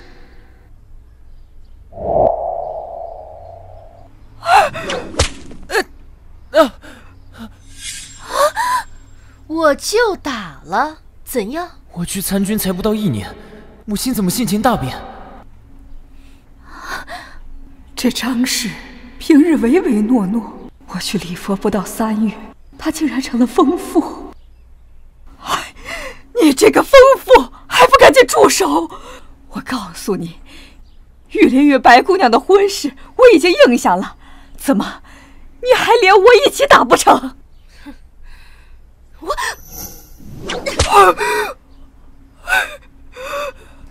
你连我也敢打！孙管家，将这恶妇拖去祠堂，家法处置。长则3十，不，长则50大板，拉出去。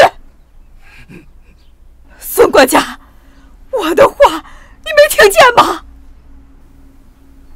老太君，我不敢。母亲，你怎么能打祖母呢？放屁！我是要打你，你自己拿祖母当挡箭牌，你个不孝子孙！我岂有此理！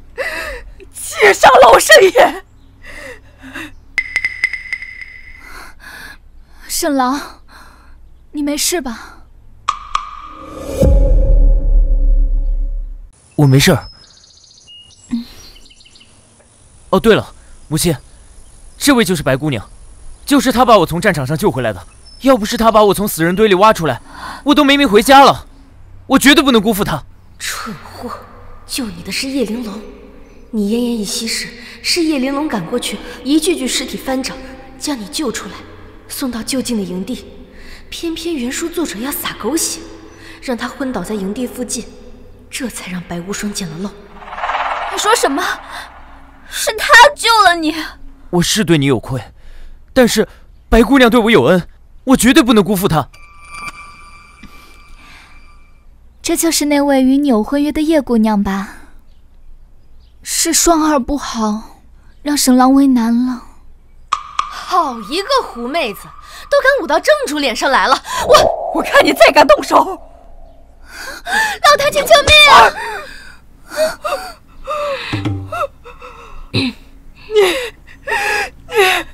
我要叫沈岩休了你！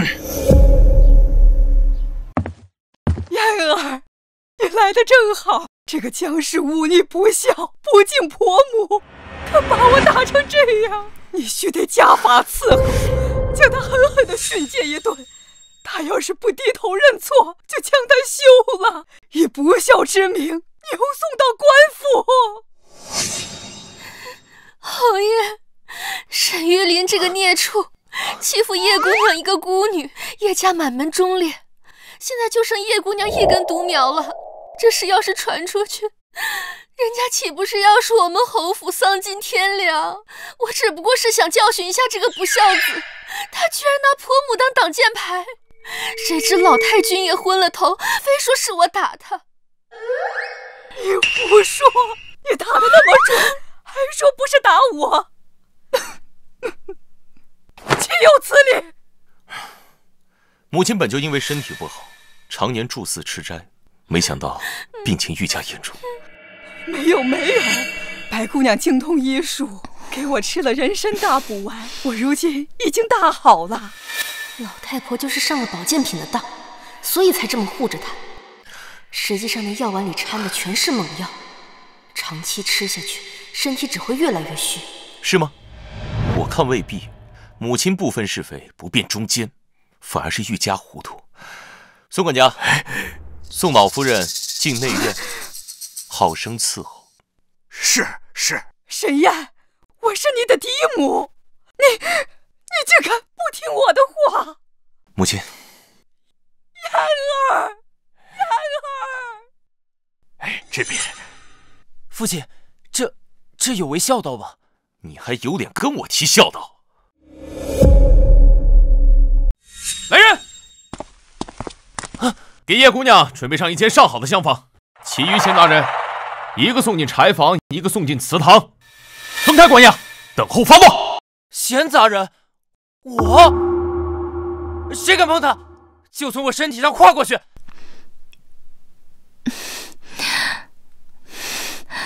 沈郎，如果这样能让侯夫人消气的话，那双儿愿意。双儿，你怎么能受这种委屈？我能常伴沈郎左右，就已经很知足了。你与叶姑娘既有婚约，你便听话，娶了她吧。我做妾也是做得的。我怎么能让你做妾呢？你俩还在这演上戏了，想得美！还一妻一妾，叶姑娘不可能嫁给你。大不了我跟侯爷收她做义女，叶家军照样有靠山。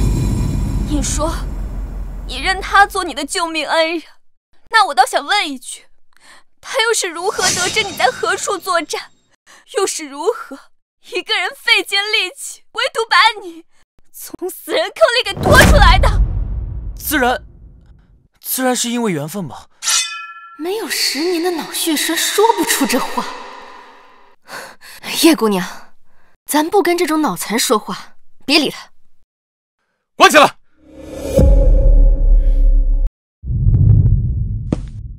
夫人，叶姑娘已安置妥当了。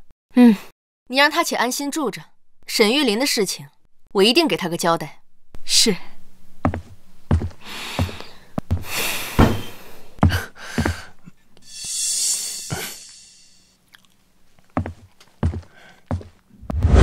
陆夜里，你为什么要把那2个脏东西弄回来？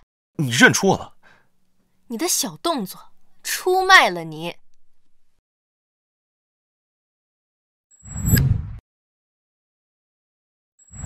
没想到我的老板，那个万恶的资本家陆燕里，竟然也跟我一样穿到了这本书里，成了沈燕。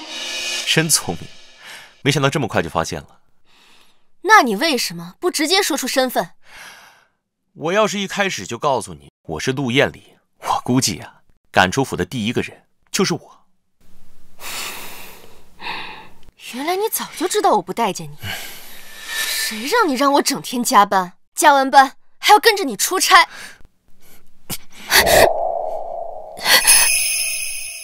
宁宁，我只想制造机会，和你多待一会儿。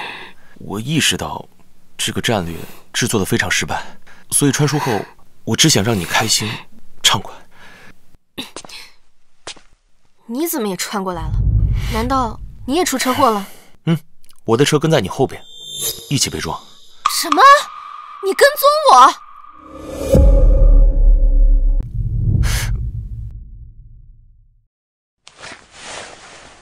那天我是想向你去表白，可是眼看你在我前面出了事儿，时间上我比你早穿来1个月，每个人我都观察了一遍，一直没找到，所以我就祈求上天再给我一次机会找到你。没想到那天发现你穿成我夫人，高兴的不敢说话，怕把你吓跑了。其实我并不讨厌你。真的？除了今天你把沈玉琳带回家，这让我很不爽。我是想和你多待一会儿，那3个兔崽子没完没了的给你找事，着实烦人。若又赶出府去，恐怕又得耽搁2、3天。我想快刀斩乱麻。那现在你打算怎么做？你比我了解原文，那白无双到底是什么来头？他就是一个敌国奸细，缠着沈玉琳，就是为了破坏联姻，让叶家军不成气候。既然是奸细，那咱们就给他来个请君入瓮。如果你是奸细，既然已经进了平阳侯府，你难道不想多弄点情报出去？这整个京城的布防图就在侯府。不愧比我早穿来1个月，这都被你摸清楚了。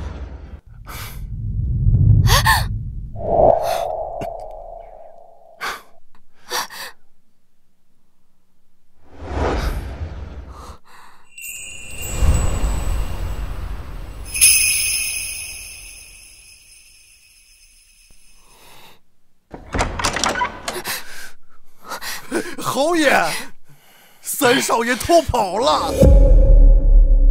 跑去哪儿了？三少爷卸了祠堂的锁，但是这会儿还猫在墙根上没有走呢。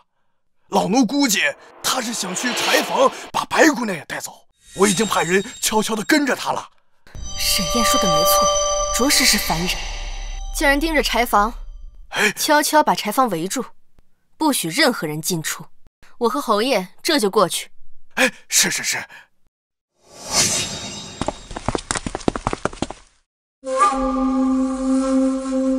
爷，哎呀，痛啊！孙管家，你别声张，我不想为难你。你想为难谁？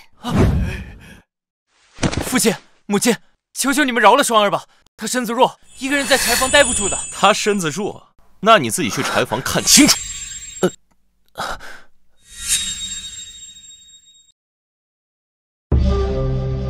没想到这平阳侯还真不好骗，不过好在那个沈玉琳是个蠢货，我得想办法从他嘴里套出布防图的所在位置。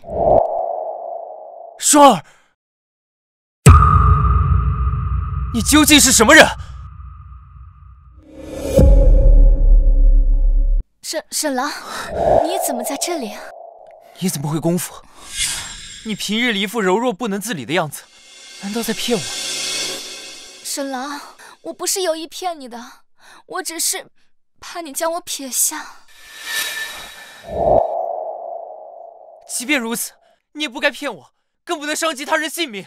我只是将他们打晕了，并没有伤害他们性命。沈郎，我只是想救你出去。他哪里是需要找你，他只是想要去窃取机要。母亲，这是什么意思啊？我就知道你这个傻儿子还要相信他。我让人去问你祖母，要了白无双给他的大补丸。林嬷嬷，是。三少爷，我请大夫检查过，这药丸里面有一味药只生长在敌国腹地，足以说明这位白姑娘就是个奸细呀。难道说你在战场上救我，是在打探情报，碰巧救了我？沈郎，我不知道哪里得罪了您的母亲，她居然这般弃此污蔑我。我久居边境，药材只是长在敌国腹地，又不是不流通。沈郎，他说他从死人堆里把你救出来，尸体那么多，一具具翻过去还要刨坑挖土，手指早已经皲裂，可他却十指白净，毫无痕迹。你还不明白吗？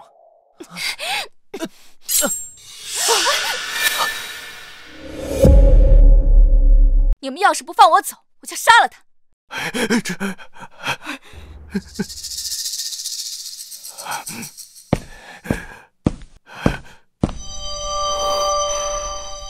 白无双，原来你在骗我，你根本没救过我。是你自己蠢，轻信他人。你这个毒妇！我输就输在自己不够狠毒。要是早知道在你边上的是叶家的女儿，我早就杀了她。白无双，不管你今天能不能杀得了她，我们都不会放你走。把他拿下！你们不用管我，千万不能让敌军的细作逃出王府。好啊，那我们就同归于尽。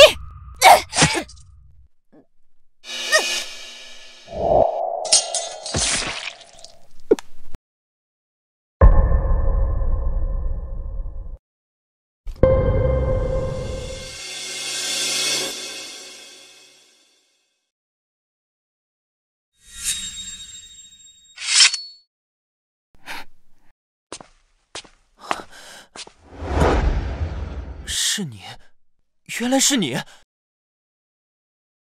侯夫人说的对，我不找傻子做辅助。是我眼瞎，叶姑娘，你又救了我一次。举手之劳罢了，上阵杀敌本就是我们叶家人该做的。琪儿，慢点，别急。婆母，慢点，别摔着了，慢点。婆母，你没事吧？听闻府上来了刺客。我没事，一个敌国奸细，这不已经被叶姑娘给拿下了。叶姑娘好厉害呀！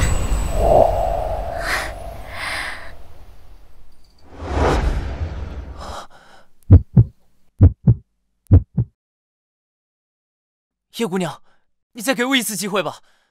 婚约你都能毁约，救命恩人你也能认错，给你机会有什么用啊？那你骂我，你打我，出气吧，这叫道歉？这么没诚意？你先扇自己几个巴掌再说吧。我不是人，我该死！叶姑娘，求求你了，给我一次机会赎罪吧。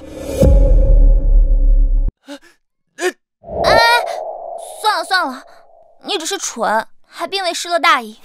我给你个机会，陪我回北方，重建叶家军。若你表现好，我可以考虑兑现婚约。你救了我2次，我为你赴汤蹈火，在所不辞。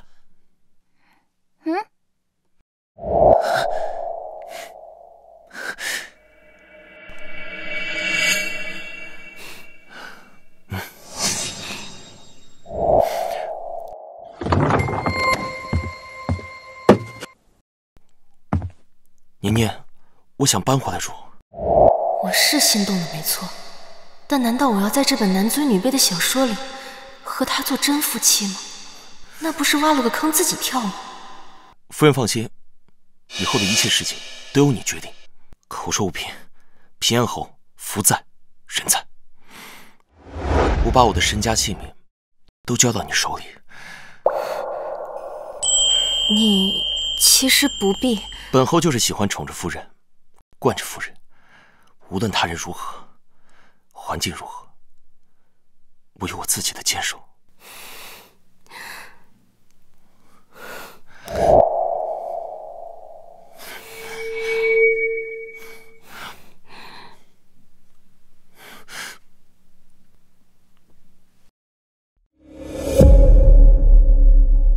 听说侯爷昨晚睡在夫人房里了，这可是3年来破天荒头一回呢。太好了，侯爷和夫人终于和好了。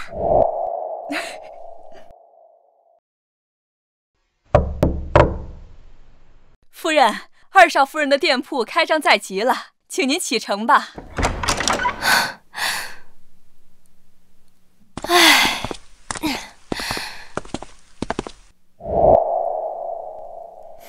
走吧，夫人。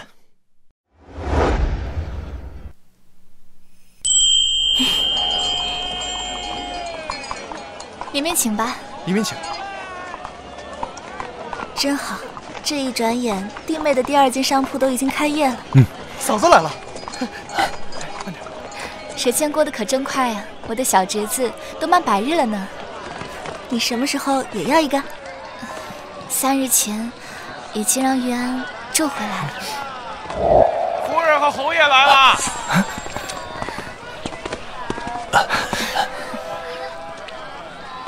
芝芝，你这门头一看就气派，一看就来财。谢母亲，今日开张，不敢马虎。哎，三弟呢？喏，这不来了吗？这一看啊，就是刚成亲的样子呀。恭喜二哥二嫂。这人都到齐了，母亲，请您和父亲一起来剪彩头吧。好。